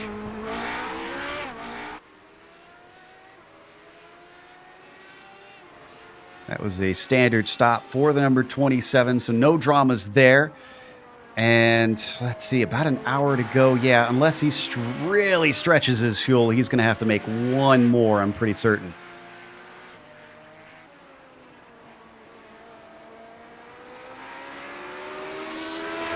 Yeah, I think it'd be really hard to stretch it from this point, too. So, I mean, you're asking for a couple extra laps. So, yeah, he'll have to come down again. Well, I think there's a few Oh, go ahead. No, go. I was going to say, I think there's a few drivers that deserve a Dory Award or two. Elliot Huffman, definitely one of them. He's the last driver still running, considering he was in the hunt for a win. That really tells you what he's here for. And that's, of course, not only just for the pride that he mentioned, but to try and help out the kids as He's trying to base this on his finishing position. He's currently 6th in class, so I think he's gotten a few. He recently passed Zoller, who has retired from this race and has fallen down to 8th overall now. Yeah, Huffman and Shepherd's, both of them deserve the Dory Award. Also, Shepherd's 11 laps down on the SR8, leading SR8, where Huffman is 13 laps down on the leading SR8. So, yeah, both of them just keeping it in there. They're, by the way, 2 laps down on the next TCR class. So, yeah, they most definitely are a little bit behind. And since I can fit it in right now, August Hoch, the founder of Audi, whereas the Austrian Ferdinand Porsche, the founder of Porsche. So you're not more of a Porsche fan for that reason. Well, I'm also a BMW fan, and that technically is also an Austrian brand. So. That's true. That's true. There's a lot of Austrian car manufacturers that are now German because of the history that Austria has as once being part of Germany. Most definitely Porsche, that big factor. And also Volkswagen, that also got co-printed there into Porsche, or sorry, the other way around. As yeah, Tucker Minter is still continuing to try to run away from Phil Lake, but I have a feeling that it's just not enough with what Tucker Minter can right now bring to the table. It's already down to roughly 5 seconds between himself and Phil Lake, and Phil Lake just continues to be much stronger and having much more luck with the traffic as he's catching them. Yeah, but that luck might run out right here because he's coming up on a big nest. It's actually Elliot Huffman and Kim Salveson almost come together right there. And you got Chris Challoner there, and that's all guys that Philip Lake has to work through.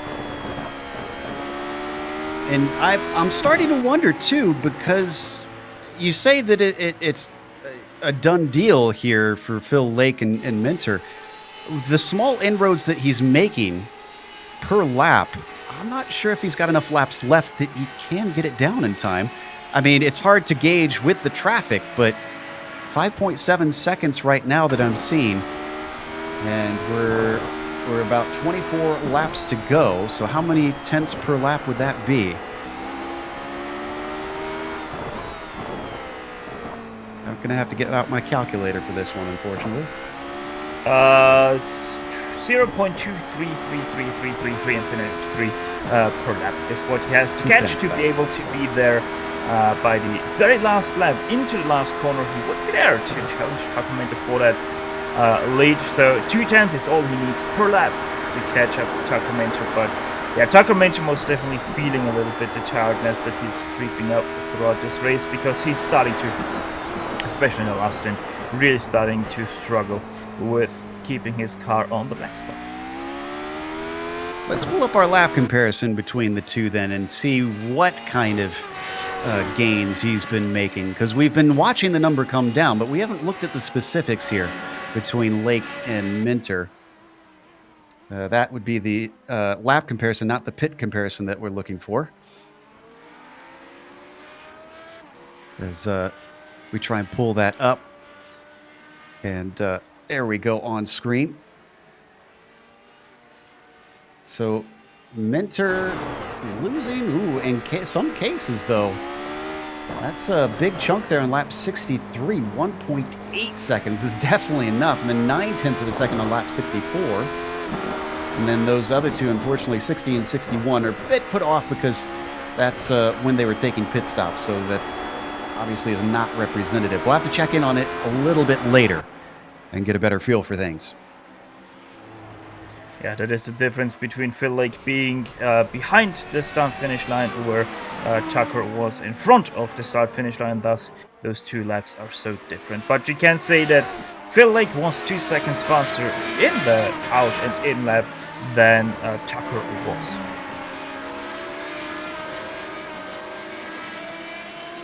What a fascinating race this has been here at the Targa Virginia, the 2019 edition. I'm really glad to see this one back. I remember watching it happen year after year when I first joined iRacing, and then getting to cover it here on GSRC for the first time or two. and how the race has grown. Before, we didn't have the choice for the driver swaps. There was nothing but a solo effort that you could do. We didn't have a change in weather. We didn't have a change in lighting. The track didn't even change out there. It was static. Now it's been building up rubber and marbles and dirt all around it. The drivers that started this race have a very different piece of pavement underneath them here, with still about 51 minutes left to go.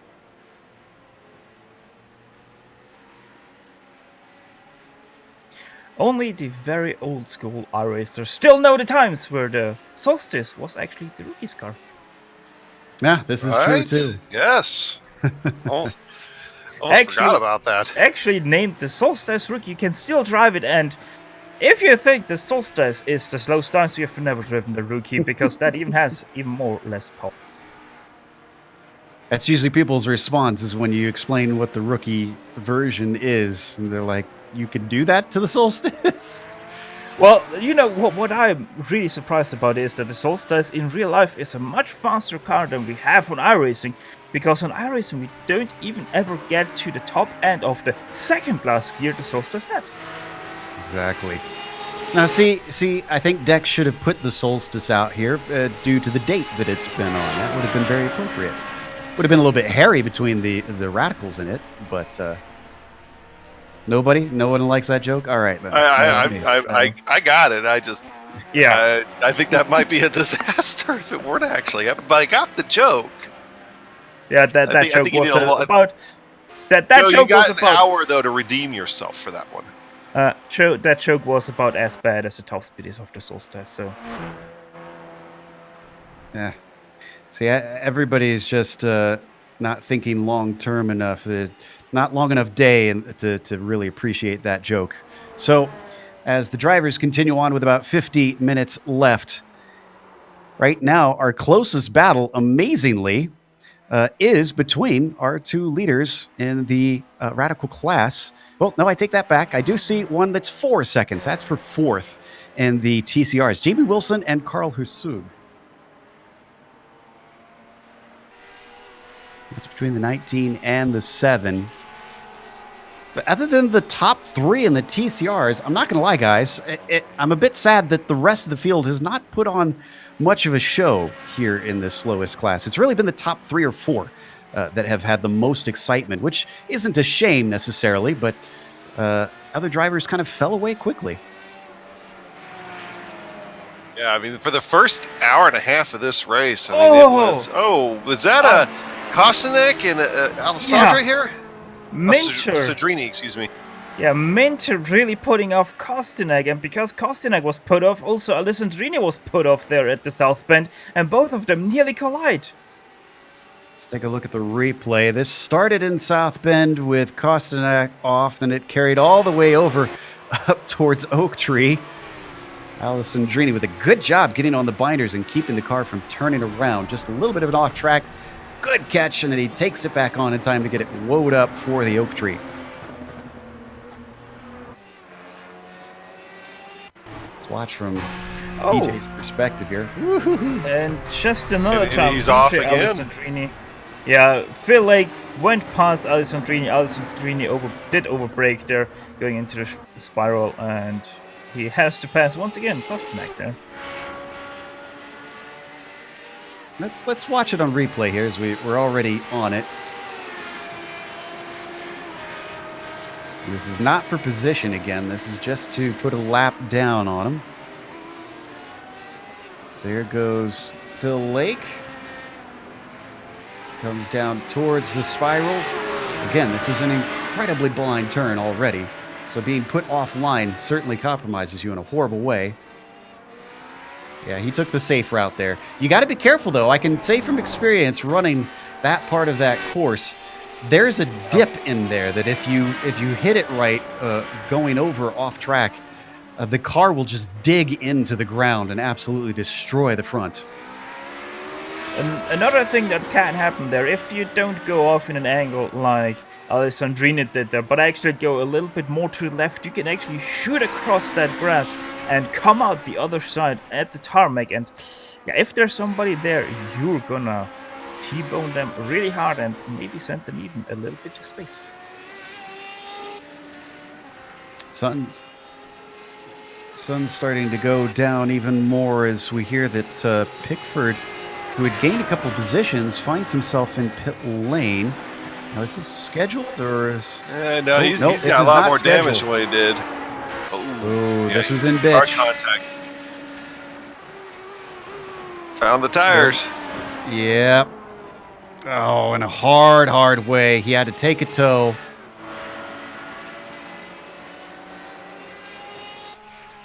Take a look at the replay here.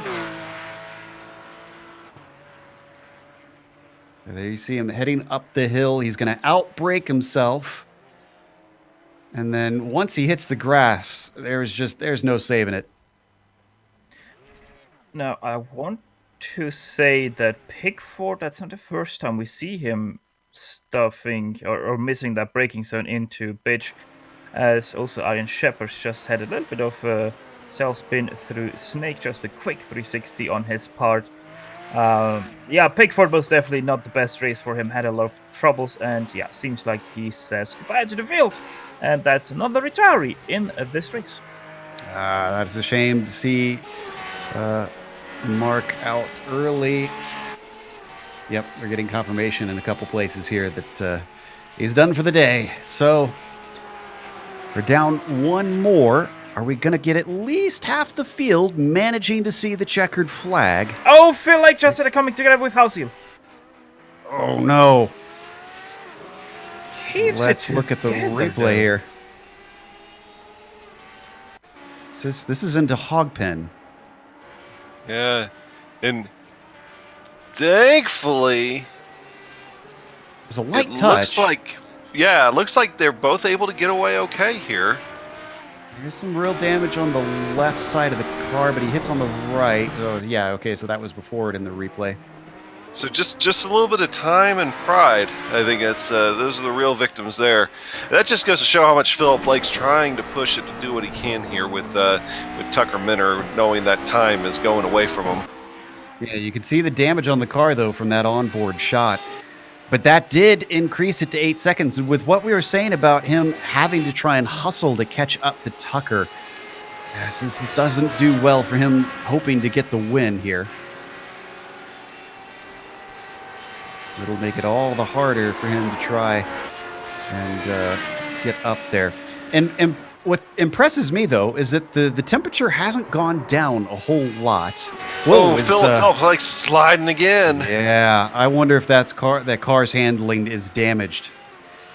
Because that was awful scary. There's the temperature that I was mentioning earlier.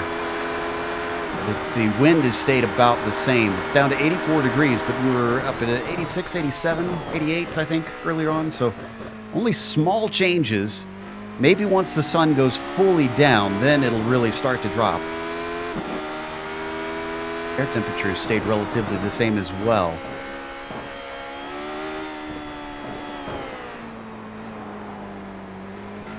We are at about 4:30 p.m. virtual standard time here and at Virginia International Raceway. You can really see how dark it's getting. I'm surprised the lights haven't come on the cars yet. Oh, I imagine they will here any moment. And it really is starting to be able to tell the difference out there. You can notice like some of the accent headlights on the Porsche and the Audis really stand out right now. Actually, look kind of neat. Yeah, there you see it on the Porsche just ahead. That's Norseth in front of Phil Lake, who's going to pull off to the right and let him through. In fact, he's going to pit. Norseth, who we saw took the very short stop last time. Coming down, looking for his stall, and going to take himself to the end. 42 minutes. He should definitely be able to complete it from here. So the game is on against him, against Alessandrini. Will be interesting how these two will play out once Alessandrini is in pit lane. And DJ is going to continue on. So the number 2 going along for another lap. He's been out for about 12 right now. DJ currently holding 5th position, and Norseth comes back out in 6th, about 12 seconds behind, DJ.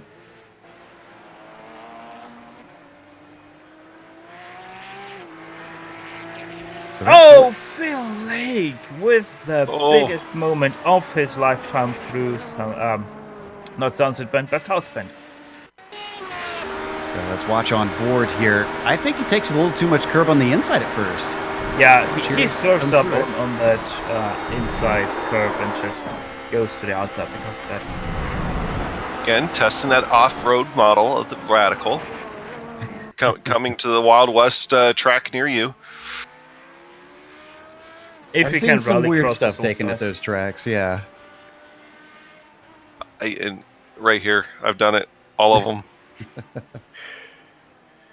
Jamie Skip Wilson Barber surprisingly does well.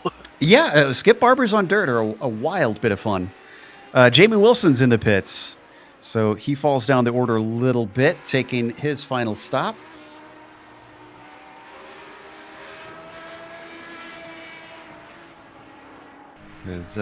He's now back out and going, so Wilson done with his pit stops in the TCRs. We'll see how it all shakes out once everybody else takes their last ones.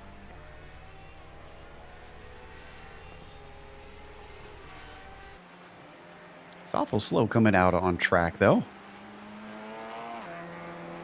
Just tries to get it back up to pace. So what about between Minter and Lake with his constant problems? It's still growing up now to 8.9 seconds. The 99, who at one time looked like he might have the measure of Minter, has been just producing error after error. And you know what this is reminding me of, guys? We saw this from Zoller earlier in the race. Oh yeah, good analogy there, because it's very similar. And when Zoller felt like he could get to Tucker, but he had to push to get there and started making mistakes, and it's kind of exactly what Philip Lake has got himself into. And really, that's been the story the Radicals this entire race is whoever gets up there starts pushing and makes problems for themselves. It's probably why we see so many of them retired at this point. We've already lost Paluk, Wagner is out here, Grossman, Zoller, who we mentioned. Santowski seems to be retired because he's been in his stall for about 28 minutes.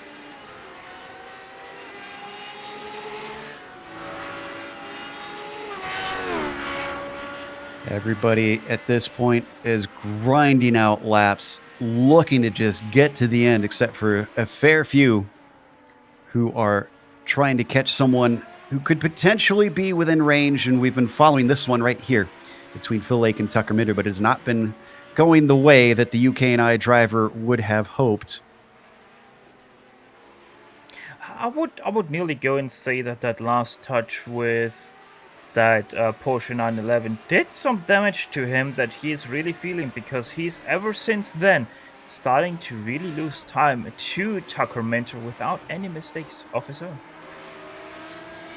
Something we haven't touched on is that this is going to be an important race for Minter, because we haven't mentioned he's from the Virginias Club. This will be a home win for him, essentially. Yeah, and anytime you win at a track that you can regard as a home track, it's always a good day. And it's when he got himself calmed down and just started turning laps, that's when this thing really started turning around for him. He hasn't had a mistake in quite a while, and shrug off the commentator's curse there for him, hopefully. But he's got himself a good run here if he can just stay calm. Will be the critical part. So far, he's done that. Maybe that's why his pace wasn't quite as good as Lake. Maybe he was taking a lesson from those around him, backing it off a little bit, just trying to manage things and make sure that he runs clean laps, not necessarily super fast ones.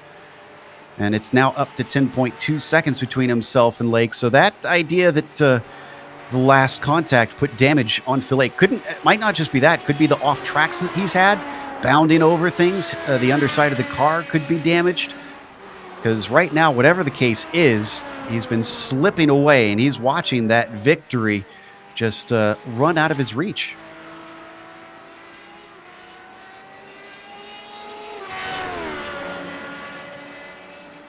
Looking down through the field at some of our other drivers, and what they've been able to accomplish.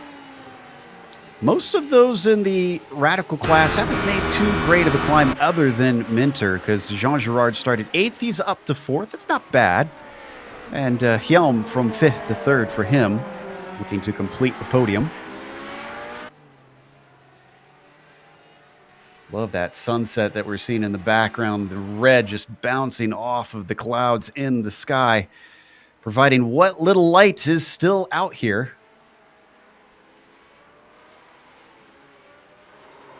Closing in very quickly now on 5 p.m. Virtual Standard Time. Almost said Eastern there.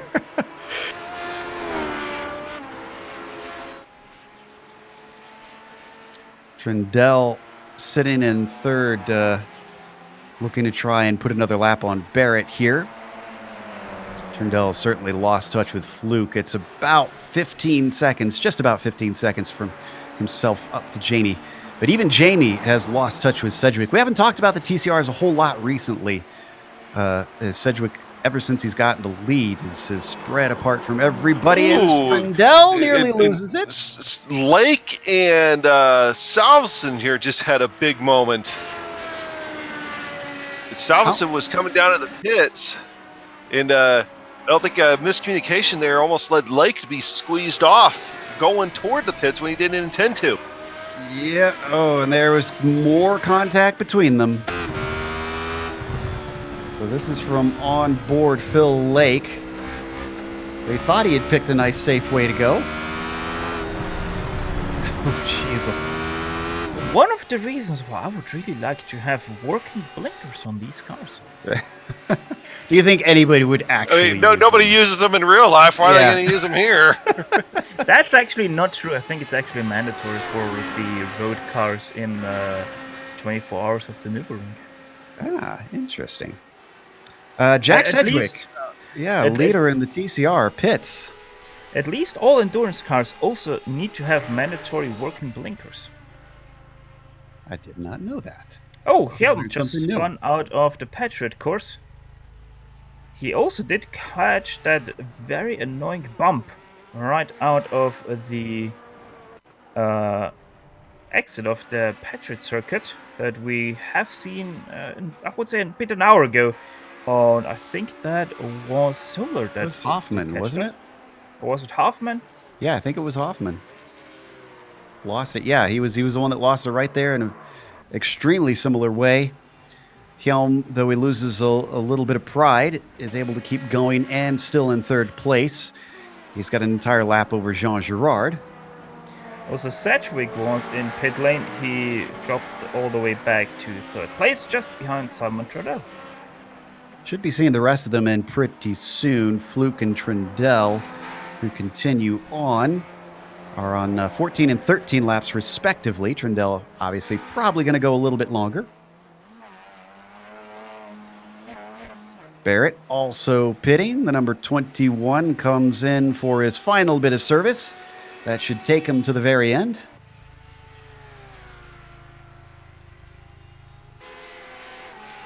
This is when, for these drivers, the minutes just start to feel like hours, wanting that checkered flag to come out, but also not dare slowing up too much should they lose a position. Alessandrini, one of those still fighting with Norseth. Yeah, and Alessandrini was actually just had kind of a half loop there too again. So that's kind of why there's a gap now between, well, that was Shepherd's he was getting around it, or Shepherd was getting around him at the time, but another one down.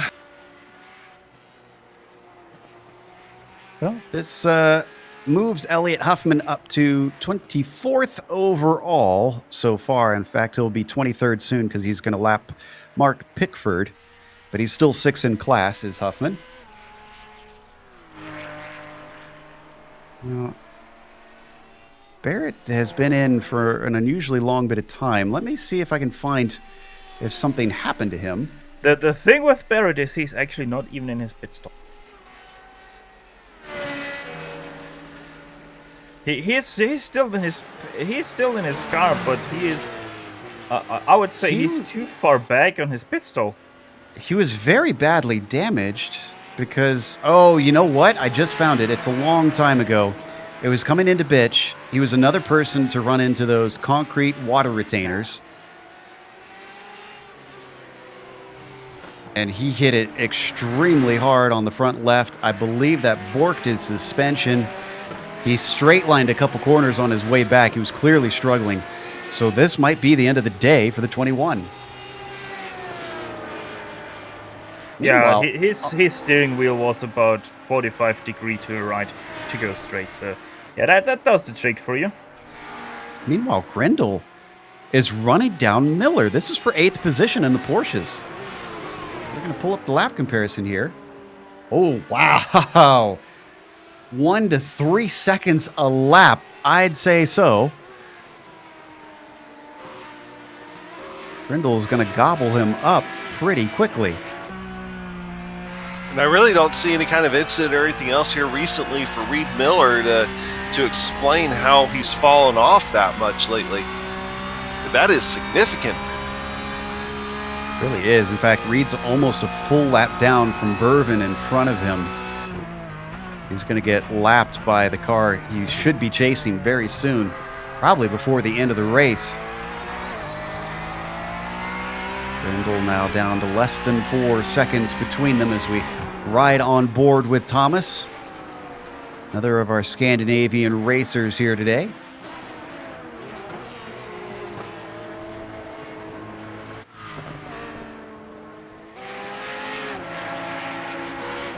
And also I want to update you a little bit on that interesting pit battle we have between DJ Alessandrini and Kyle Robin Benson Norset. Obviously, Norset, he wants the guy to pit a little bit on that second last stint to really get up on a split strategy there for that last one instead of having that long stint and then just a splash. And he's now just 10 seconds, actually under 10 seconds behind DJ Alessandrini, so that strategy really worked up for Norset as he's gonna get past Alessandrini and maybe even past Halsey. The sun must have gone down below the horizon because the lights have now flicked on all the cars. Hopefully everybody still has their headlights, as you can lose those with damage here on iRacing. We've seen it before. And it's going to be awful dark around here, as this is not a track that was set up for night. So there's no lights whatsoever around except for from the cars. Well, is there in real life any light? I don't think there is. Well, I mean, from the buildings and whatnot, there are. Yeah, but and those pit won't complexes. shine far enough to light anything else. How about ambient Trendle and Sedgwick here? Sedgwick is right back to the rear bumper here of Trendle. This is resuming a battle that was a big battle in the first half of the race for the TCRs. But I believe this is before Trendle's taken his stop. Yep, yeah, and he's just going to let him through. He knows what's going on. Doesn't need to fight Sedgwick at this point. I'm surprised, though, that Trendle and Fluke still haven't taken their final stop, unless they're trying to get to the end here. Well, they are now on lap 16 and 15, so Jamie Fluke gonna come into pit lane this lap, and next lap it will be for Trendle.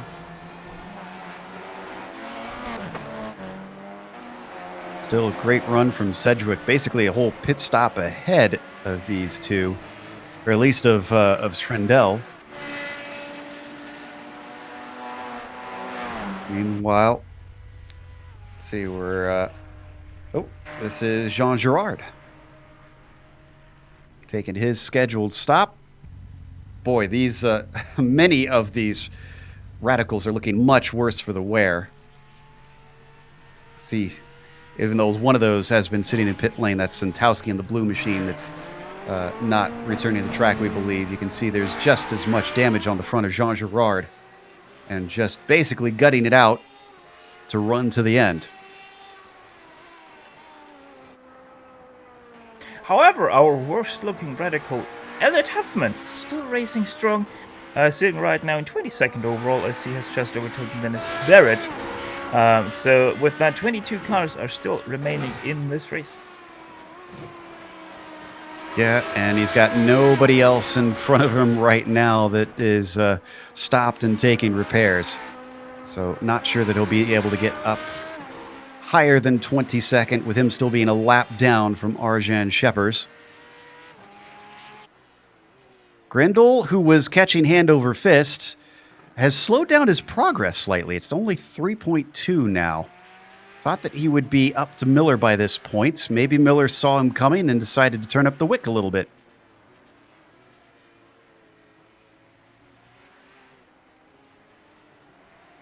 Also, for those who were watching the battle for the overall... Oh, and Grindle goes off. Well, that is going to hurt his chances there. That was down at the end of the spiral.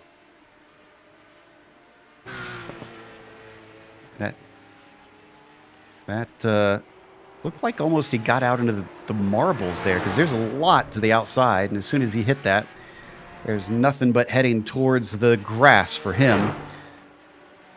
Went up back to 7.3 seconds between Grindle and Miller. What I was about to say is that the battle between Minter and Lake has now grown to 15 seconds. Lake is very clearly losing time to the leader.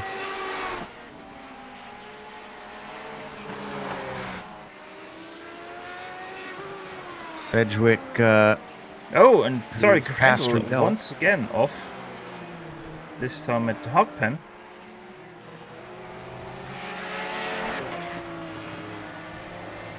Grindle, let's see, we're waiting for him to come in.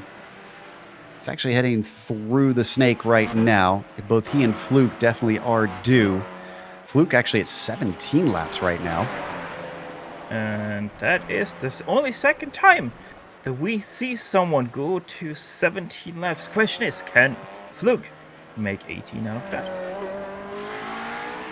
Now here's a question. If he only takes the little bit of fuel needed to make these 25 minutes, does it take him longer to take tires, and should he maybe just take the fuel and go? Oh no! And Fluke's in the wall! Fluke is hard in the wall! I think Fluke just had what you call a brain fart, as he completely forgot to brake there for the hairpin, or he was looking at it. Oh, the car is destroyed. And you know, I've done that on this circuit. It's very easy to do. You can see there's little in the way to give you warning that the corner is coming. Wow, he took a toe. This is going to hand the lead back to Sedgwick for sure, but Trendell now gets bumped up to second place, and Wilson is looking at a podium. Ooh, and Alessandrini's in. You're wanting to watch this. Norseth is already well past Alessandrini, taking his work. And he is well behind Kai, unfortunately. Yeah, I don't think he's going to be able to catch Norseth here.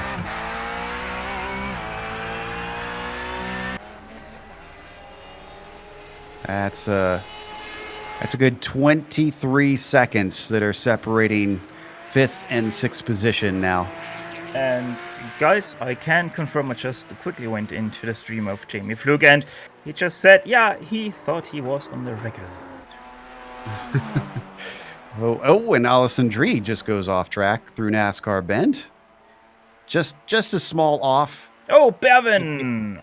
Up through the roller coaster. He takes the green track layout and goes right back onto the apex there. Thankfully, nobody came around to hit him there, because he was like on soap there out on grass. You can see how shaky the car was early on, coming up towards the corner, weaving back and forth, trying to catch it. It just unfortunately ran out of grip. Irvin continuing on in 7th position. We always talk about the way that drivers can get mentally worn out towards the end of the race. We make a big deal out of it. It's not often, I think, that we really get a graphic illustration of it. And poor Jamie Fluke, unfortunately, showed us that it has real effects on your racing. Yeah, and sadly enough, it's going to cost him a class win here as Hovdal's down on pit road in his box. Was Fluke leading? I thought Sedgwick was leading. He was only leading because of pit cycle. Yeah, Yeah, cycle, yeah. but he was still technically at the time. Yeah, he was leading.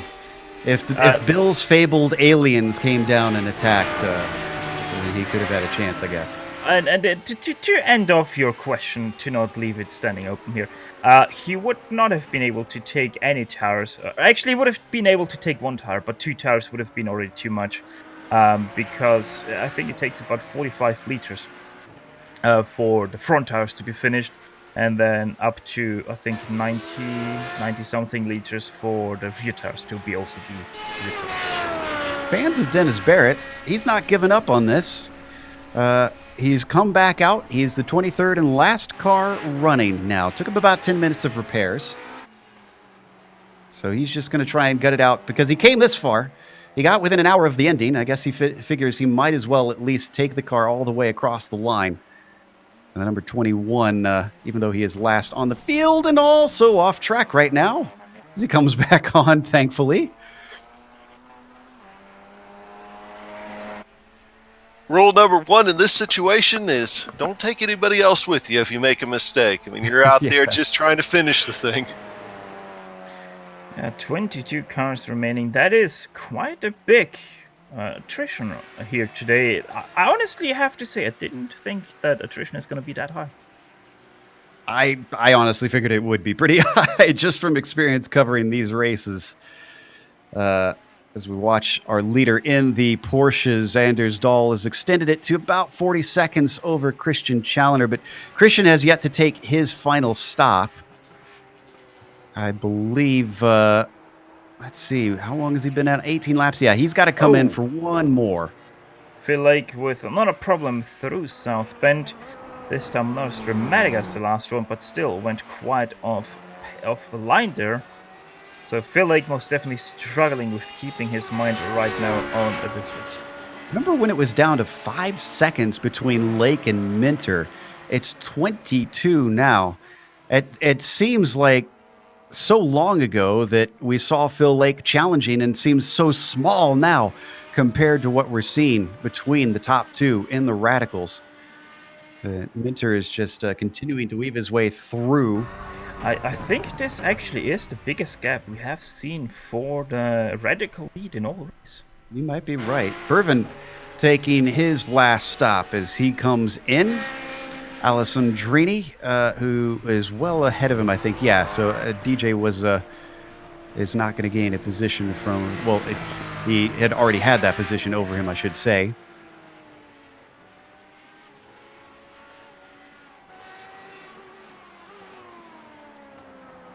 Oh, and Phil suddenly knocked off a whole bunch of time on Tucker Minter for some reason. Look to see if he had a problem.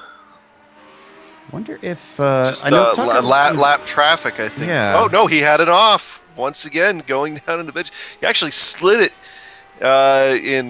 He's able to keep it off the barriers though, which is good. But that cost him a little bit of time, obviously. At least he had that buffer, so. He's, we've got about, 9 laps to go now, I believe.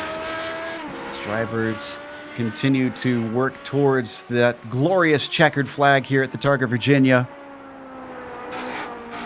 See, Havdal, after his recent stop, he's only about 8 seconds behind Husil.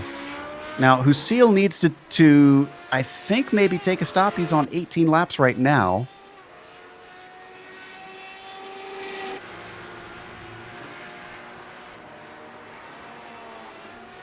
So, looks like Husil might be in trouble depending on things. He might hand over this position on strategy I'm looking at.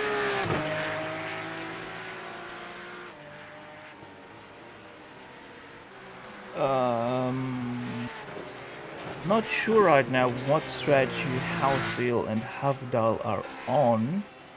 Well, Havdal's just taken his final stop recently. Oh, he's only been out for 2 laps. I'm sorry. And Husil's been out for 18. Yeah, I've been looking at Challenger there. Yeah, Havdal is gonna take over that 3rd place in class. Where it's gonna be close is between Husil and Northseth. I think that's 28 seconds right now, and that is very close to what you have to do on pit lane delta. Just saw that car that was stopped. That was Shepherd's coming off of the Patriot course back into roller coaster. He spun it around, didn't hit anything, also didn't lose any positions out of it. So he gets it going once again. Does the number 12?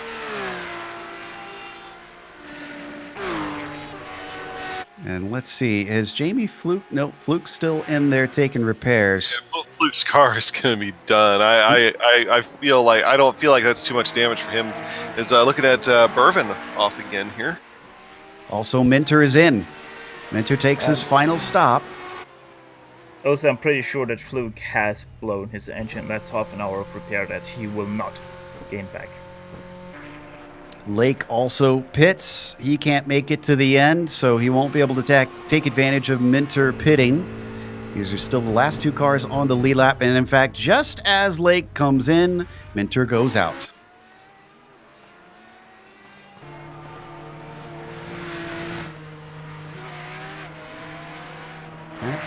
Well, I shouldn't say it settles it, but, you know, that makes the picture very, very clear for the end. Oh, and Alessandrini just went out and about in the greens of turn 1. And Jamie Fluke has officially retired from the event. He is done. I'm going to watch DJ send it in hot into the horseshoe. Had a little bit of traffic. That maybe could have distracted him slightly, put him off his brake marker, but he kept it from running into the barrier. That's the important thing. He lost some time on Norseth, but he stays in 6th position.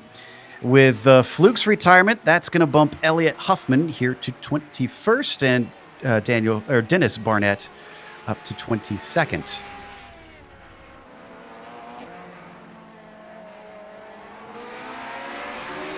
Looks like Grindle now pitting.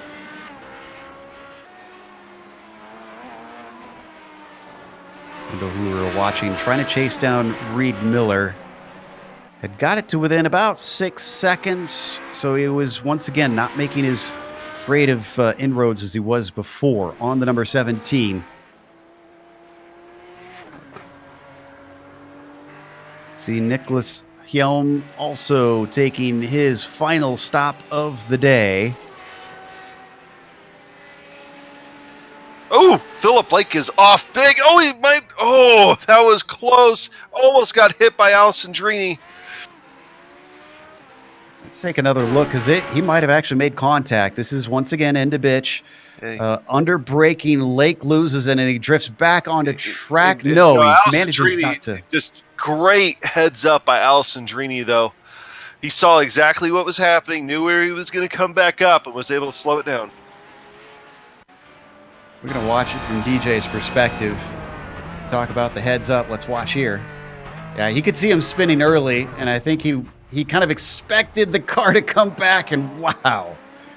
Oh, from on board, that looked a lot more nerve-wracking. Still haven't lost a lot of temperature. It's still 84 degrees Fahrenheit on the track surface right now.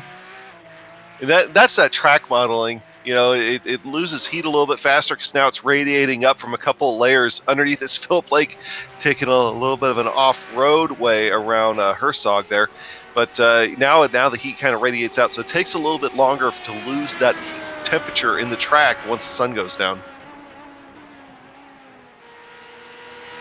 As Halsey, meanwhile, has pitted and he came out just in front of Norseth, so what I expected pretty much happened there. It's 1.4 seconds between those two, so depending on how much speed Norseth still has in his car, he might be able to challenge for that 4th place in the Porsche 911 class, and Halsey spins. Oak 3, that's the 3rd victim here today. Oh yeah, he found the wall, but it was just a little bit of a tap. Really, the damage is done in losing the position, that track position. Halsey falls to 5th in class with that error. He's able to return, and I think he's going to be able to get along fine after that. Looks like Reed Miller also pitting. Now, we just saw Grindle pit. Oh, but wow, Miller's was very quick. 6.2 seconds Reed Miller did a beautiful job of saving fuel with an incredibly short splash and go.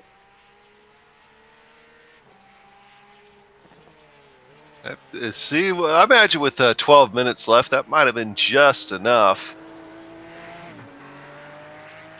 So I was going to say that I wonder if Grindle will be able to challenge him, but with that sort of stop, 4 seconds quicker than Thomas, I don't think Reed is worried at all.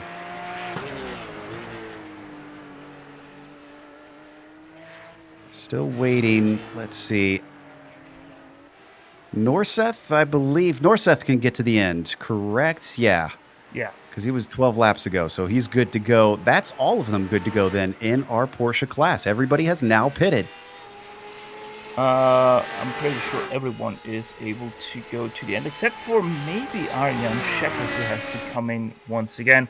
But yeah, he's a lap down on the TCRs and a lap up on Huffman, so if he pits, he will not lose anything. Yeah, I was going to say maybe he could lose one to Huffman, but again, it'd be a short stop, so you're right. He probably won't fall down a whole lap to the number 49 in that process. Last 11 minutes here for the 2019 Targa Virginia. Your leaders right now for the classes, Tucker Minter is up at the front. Having started in 10th place, boy, he would have been a dark horse for anybody willing to bet on him for the victory. But it's looking really good right now, considering he's got a 23-second lead. Anders Dahl, a little bit more of an easier bet there in the Porsche class. The 03 got out to the front, was putting more than a second a lap over everybody around him. It hasn't been quite that drastic since, but still has steadily increased over Christian Challenger to the point that he is now half a lap ahead. You get down to the TCRs, it's about a 45-second lead down there. Jack Sedgwick managed to move back into the lead, but it wasn't Jamie Fluke that he was worried about after this last stop because of Fluke's wreck. It is instead Simon Trindle that he's just keeping half an eye on. But at 45 seconds, that eye can pretty much relax for the remainder of these 10 minutes as long as he focuses ahead.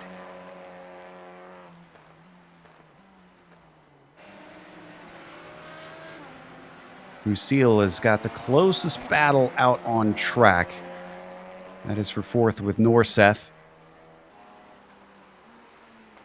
About 5 seconds separating the number 29 and the number 23. Let's take a look at what it's like here in the darkness, yeah. Because as we watch Grindle, you can see there's still a decent amount of ambient light, but it's getting darker out there. Yeah, you can clearly make out the lights now on the racetrack. So it's if we had about another 20 minutes to think of this thing, it would be pretty intense. But I think we're gonna get out with still plenty of that ambient light left. Did Reed Miller have a problem last lap, or was that still his out lap? Because I'm seeing a 2:42.1. Grindle down to 5 seconds. Okay, there we go. I was gonna say. But Grindle's got it down to 5.6 seconds. He's running out of daylight, quite literally, to try and attack Reed Miller at this point.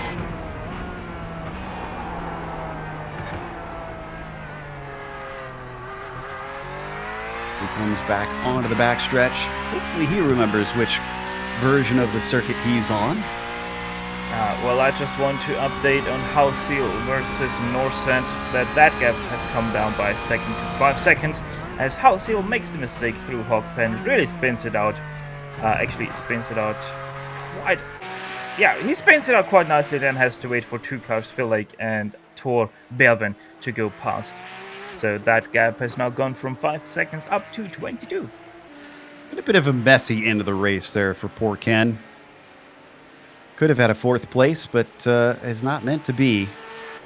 And certainly, unless the drivers in front of him have some sort of wreck, it's unlikely we'll see him catch down on those front few. So we check on Tucker Minter now. It's up to 26 seconds on Phil Lake.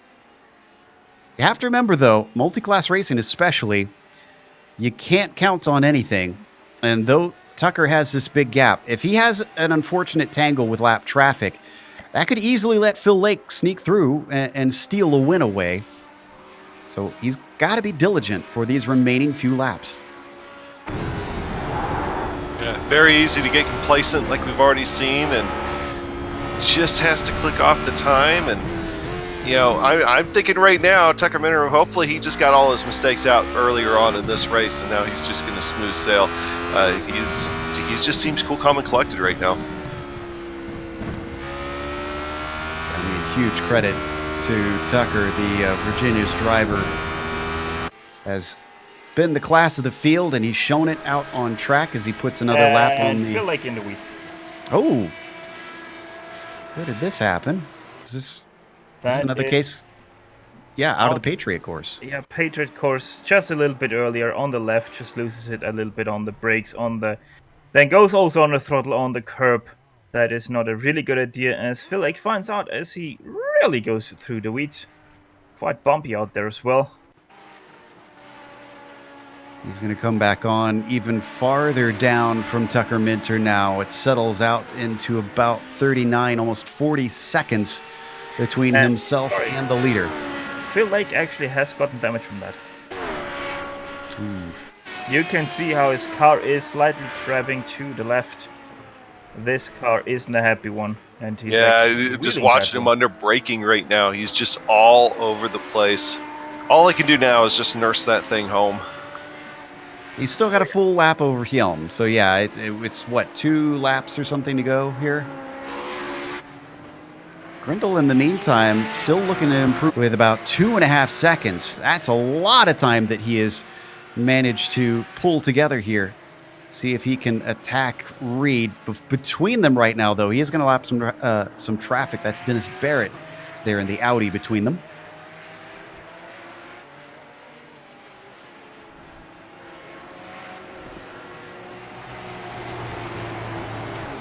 If Grendel continues that speed that he's having right now, which is about 2.5 seconds faster per lap than Reed Miller, then I think that Grendel will take home that 8th place. Yeah, but he's still got to pass him, and he's got to do so cleanly. We've seen that's not always easy around here.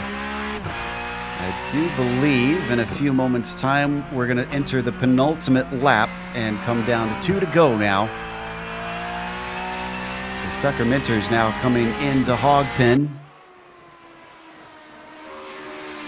In fact, I don't think that with this big of a gap between himself and Lake, he probably doesn't even know where Lake is at this point. His F3 box would probably not show him. Crosses the line with a little over 4 minutes left. It is definitely 2 to go now.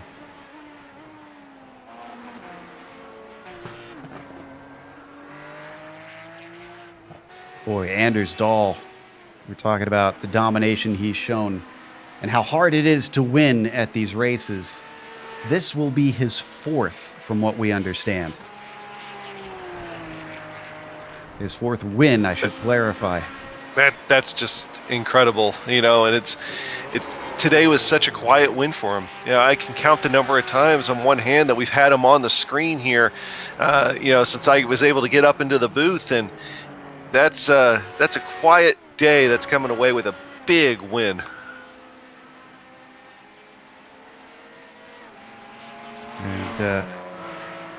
And Sedgwick did not have as quiet of a day as what Dahl did, and you can see him getting passed there by Dahl.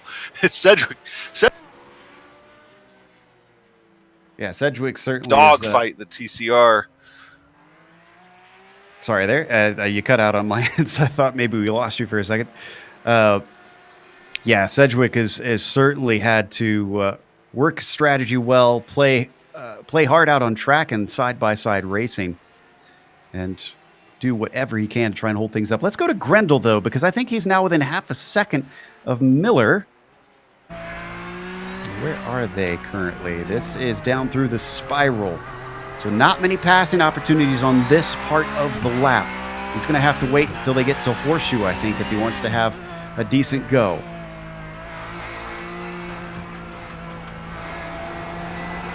Interestingly, I think they're being caught by our overall leader. That indeed they are. He's actually just behind them now. Tucker Minter, that is still. And yeah, he will most definitely take the white flag this time around as he now goes past Grant, splitting up this battle ever so slightly right now. Probably will also take Reed Miller right here on the left side. Yes, he does. Takes the inside for the next one. Slows Reed Miller up ever so slightly, which also puts him offline. Both of them have a big slide. Reed Miller with the bigger one, and that means Thomas Grendel goes by Reed Miller into pit lane. Oh, so he did not take enough on that last stop there. We were thinking that 6 seconds of fuel might have been enough, but I guess not. Just short. That also explains why Grendel was able to catch him as quickly as he did, as he was probably trying to save fuel. Just tried to get a little bit too tricky, did the Canadian. But let's go over to our leader in the Radicals class, Tucker Minter. With a victory in store, he's gapped Phil Lake to about 55 seconds now. The limping number 99, just trying to bring it on home and capture that second position. Yeah, I don't know. Like Phil Lake, this car, it's the Radical. It's a super twitchy car because of the extremely short wheelbase. And Phil Lake, for the last 3 laps, he's fighting this so hard to keep it under control, especially down the straights where he is just going left, right, and center because of how twitchy this car is now, or rather has become because of the damage. It's great effort by Phil Lake to bring this hopefully home in second place. Tucker Minter coming up towards Bitch for the final time and manages to find his brake markers on this one. As he weaves around, takes it back down the hill into the spiral. It is going to be a dark victory, but it'll certainly be a bright day for Tucker Minter. A well-earned victory here. While everybody else around made mistakes, he minimized them. He recovered from the ones he did make. Back and forth through turn 20 and out of the Patriot course now. Back up the hill towards the roller coaster.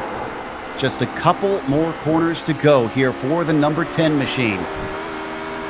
How excited he must be in that cockpit. Not just to be done with the race, but to know that he's managed a thing that very few drivers on iRacing have done here, and that is win the Targa Virginia as he comes out of hog pen. Tucker Minter is gonna be your winner here today at Virginia International Raceway. Let's go over to Sedgwick, who's gonna follow him home. The winner in the TCR class, another driver who managed to overcome problems. Victory for him down in the slowest class of the field.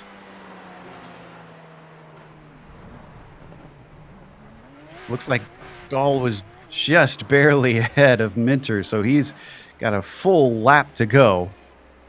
Checking to see if we do have any more battles left. Oh, did Grendel go off? Or is he done with his race? I think Grendel might be done with his race. Yep.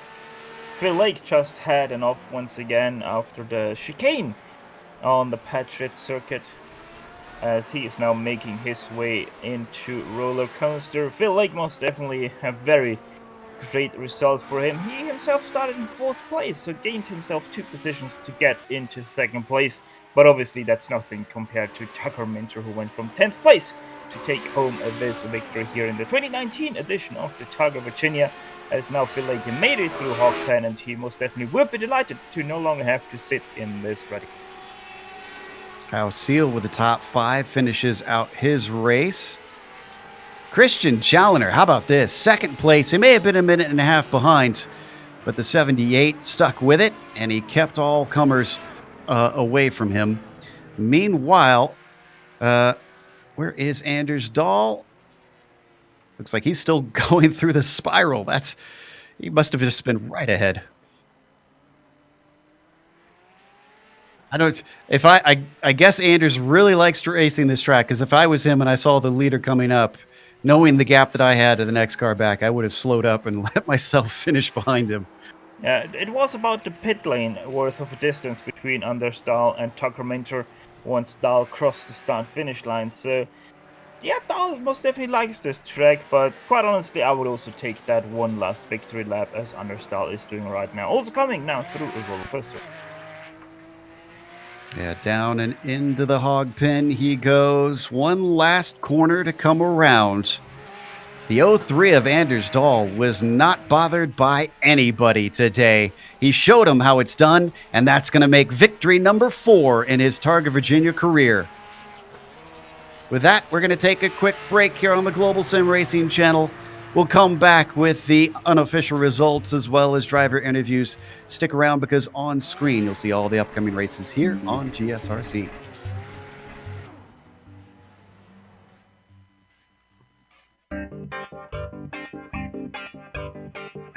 So I heard Joe is going to take the rest of the broadcast by himself. That's good. Thank you. I'll stay here, Jeff. I'll make up for my 30 minutes.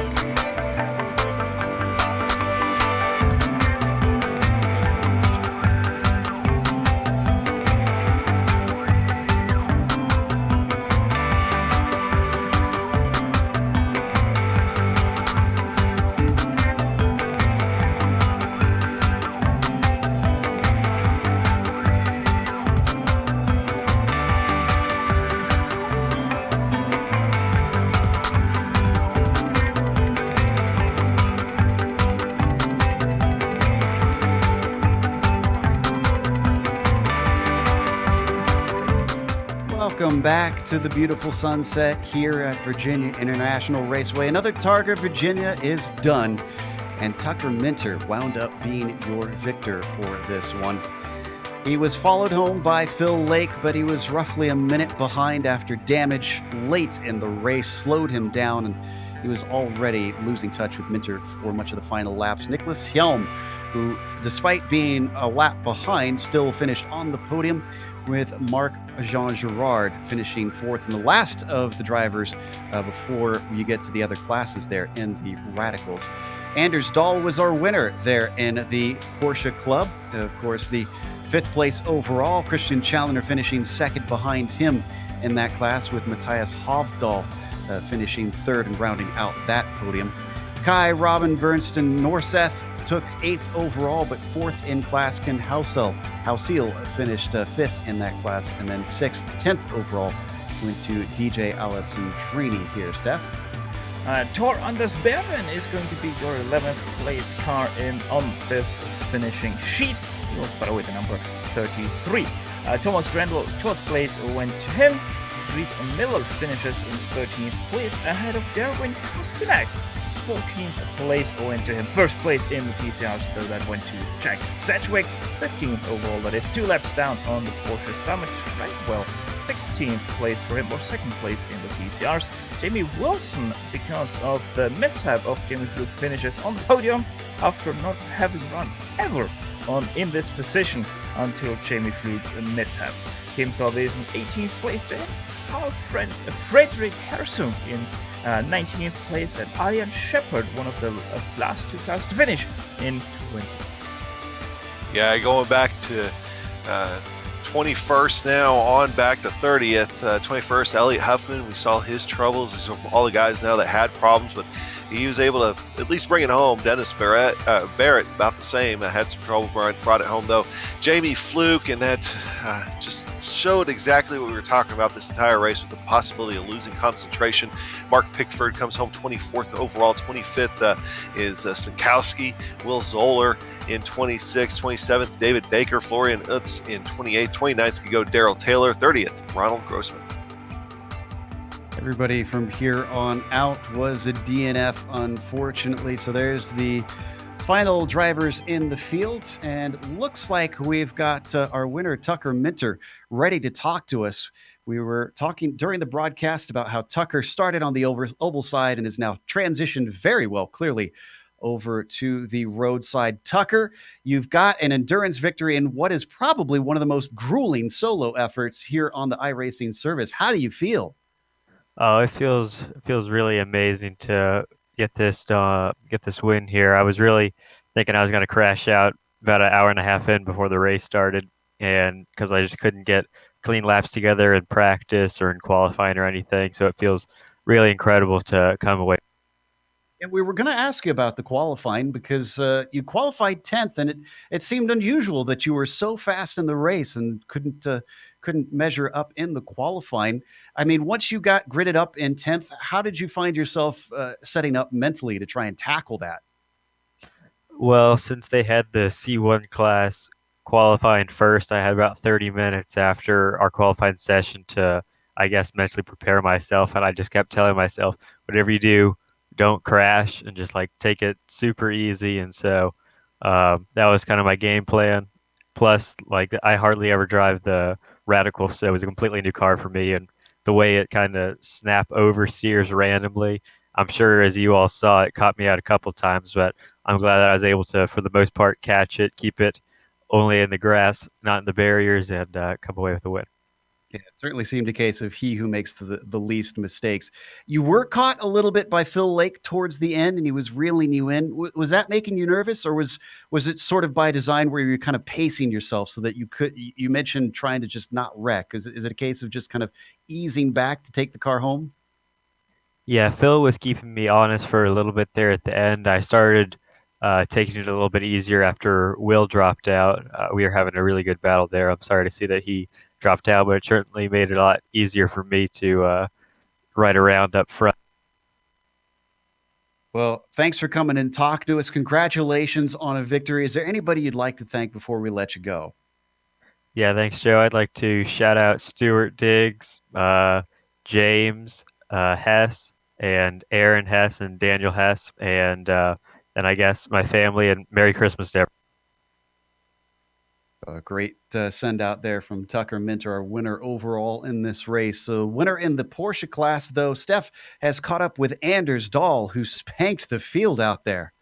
Yeah, you're seeing it there, Joe, to a point where you are actually a little bit struggling for questions because of how dominant that performance was. But Anders, how are you feeling after your 4th win in the Targa Virginia? 4th win? I think it's 5 now. Or 5? Yeah. It's to a point where you kind of stop. Who counts? Yeah, who counts? Yeah. Actually, feeling pretty good. Not as worn as I was last time. But I mean, 3.5 hours is still a long time alone.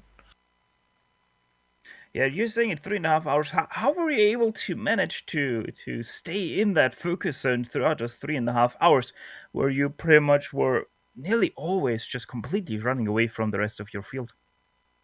I mean, when the track is this good, then it's just fun all the way. Well, there's another one that enjoys the ground west of this track. Anders, it also seemed like you never had any problems with the traffic. How's the traffic for you? Since I had some margin, let's say, I actually was very passive with overtaking most of the times. Just taking zero risk with traffic. Yeah. no reason to do that. Well, Anders, before we let you go, any final words, anyone who you want to greet? Yeah, thanks to my best teammates who are always helpful, and I think we really are starting to figure out this Porsche, also for the Neo Endurance series. So thanks to them. Well, that was Anders Dahl, your 4th or 5th winner of the Targa Virginia. Next up, it is going to be Adam Young talking to Phil in and around the lake. Yeah, Phil, man, just a couple different things would have went your way. You'd have been in contention there for the overall win and winning class, and it just didn't seem like it did. But at the end of the day, though, it seemed like every time you turned around, you were up another spot with the attrition in front of you. Yeah, that was really tough. I made some mistakes in the first stint, and I rather stupidly didn't practice a pit-in until the race. So the first time I pit, I was doing the pit speed limit about 200 yards before the cones. So I made some pretty rookie mistakes in the first part of the race, and lost the leaders. And there was a few moments where I thought I may have been closing the gap to Tucker at the end, but I was pushing as hard as I could, and it was kind of a matter of time before I made a mistake.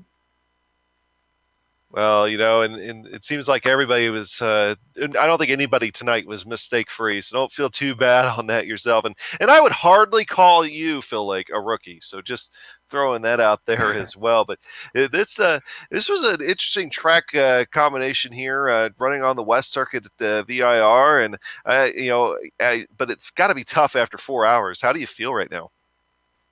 Pretty exhausted. I was in our team's Discord, just kind of hoping someone else was in the chat to work out my fuel for me, because about halfway through I was trying to figure out the last pit stop, and trying to drive this track while doing maths is difficult.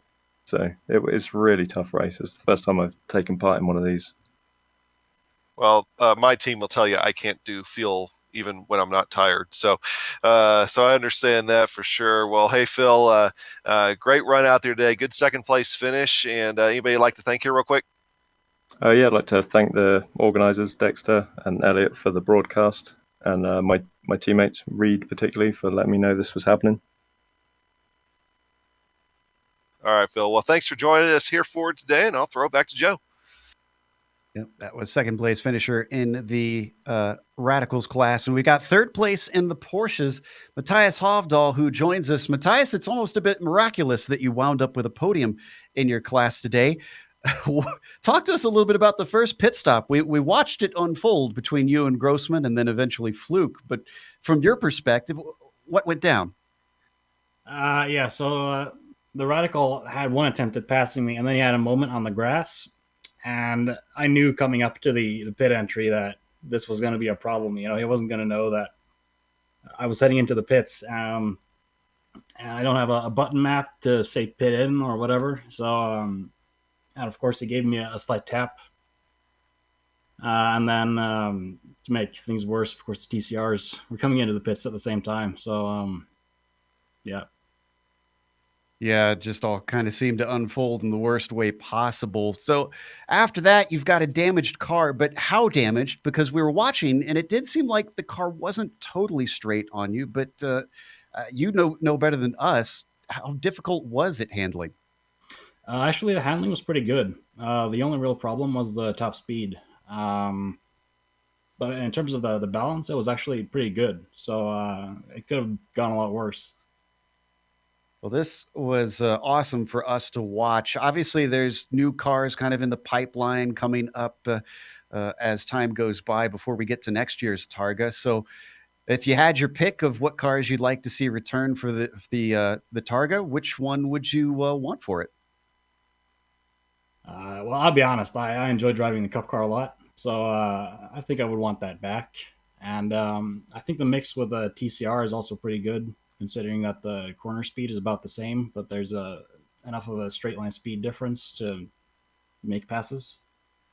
Yeah, that's a tough question, actually. I mean, there's a lot of cars to choose from. So, Yeah, I have to admit, this combination works out extremely well. So I wouldn't mind seeing it back. I was thinking maybe we should see the GT4 Porsche that is in the pipeline maybe next season. We'll see. But again, congratulations on a podium, and hopefully we'll get to talk to you again. Yeah, thanks. As Matthias Hovdahl, third place out there. And that's going to close us out with one big mention once again that this was a charity race. If you'd like to help raise money for Sheets for the Kids, you can see a link in the description below. They are dedicated to helping raise funds for new toys, clothes, and other basic needs for children for the holidays. Also, our thanks to the organizers as well, Elliot Huffman and Dexter Castro. And then thanks goes to the companies that provide the software and the hardware for our broadcast listed here on your screen. Additional thanks go to June Lalonde, who provides our wonderful music. See the screen for how to get a hold of more of her great work. And also thanks to the team today, Adam, Steph, Sean, and Dougie. If you'd like to find out more about GSRC, including upcoming races, you can find it at globalsimracingchannel.com. Also, check out our social media. Twitter is at GSR Channel, Facebook, Global Sim Racing Channel, and Instagram is GSRC_Graham. If you'd like to support the channel, go check out our merchandise store at gsrc.storenvy.com, where if you have subscribed to GSRC, or if you do so now, you'll be automatically entered into a free drawing. 2 people will get their free choice of item from our merchandise store. We have upcoming races for other series listed on the screen, so check those out and mark them down on your calendar. But until next time, race clean, race hard. We'll see you on the track.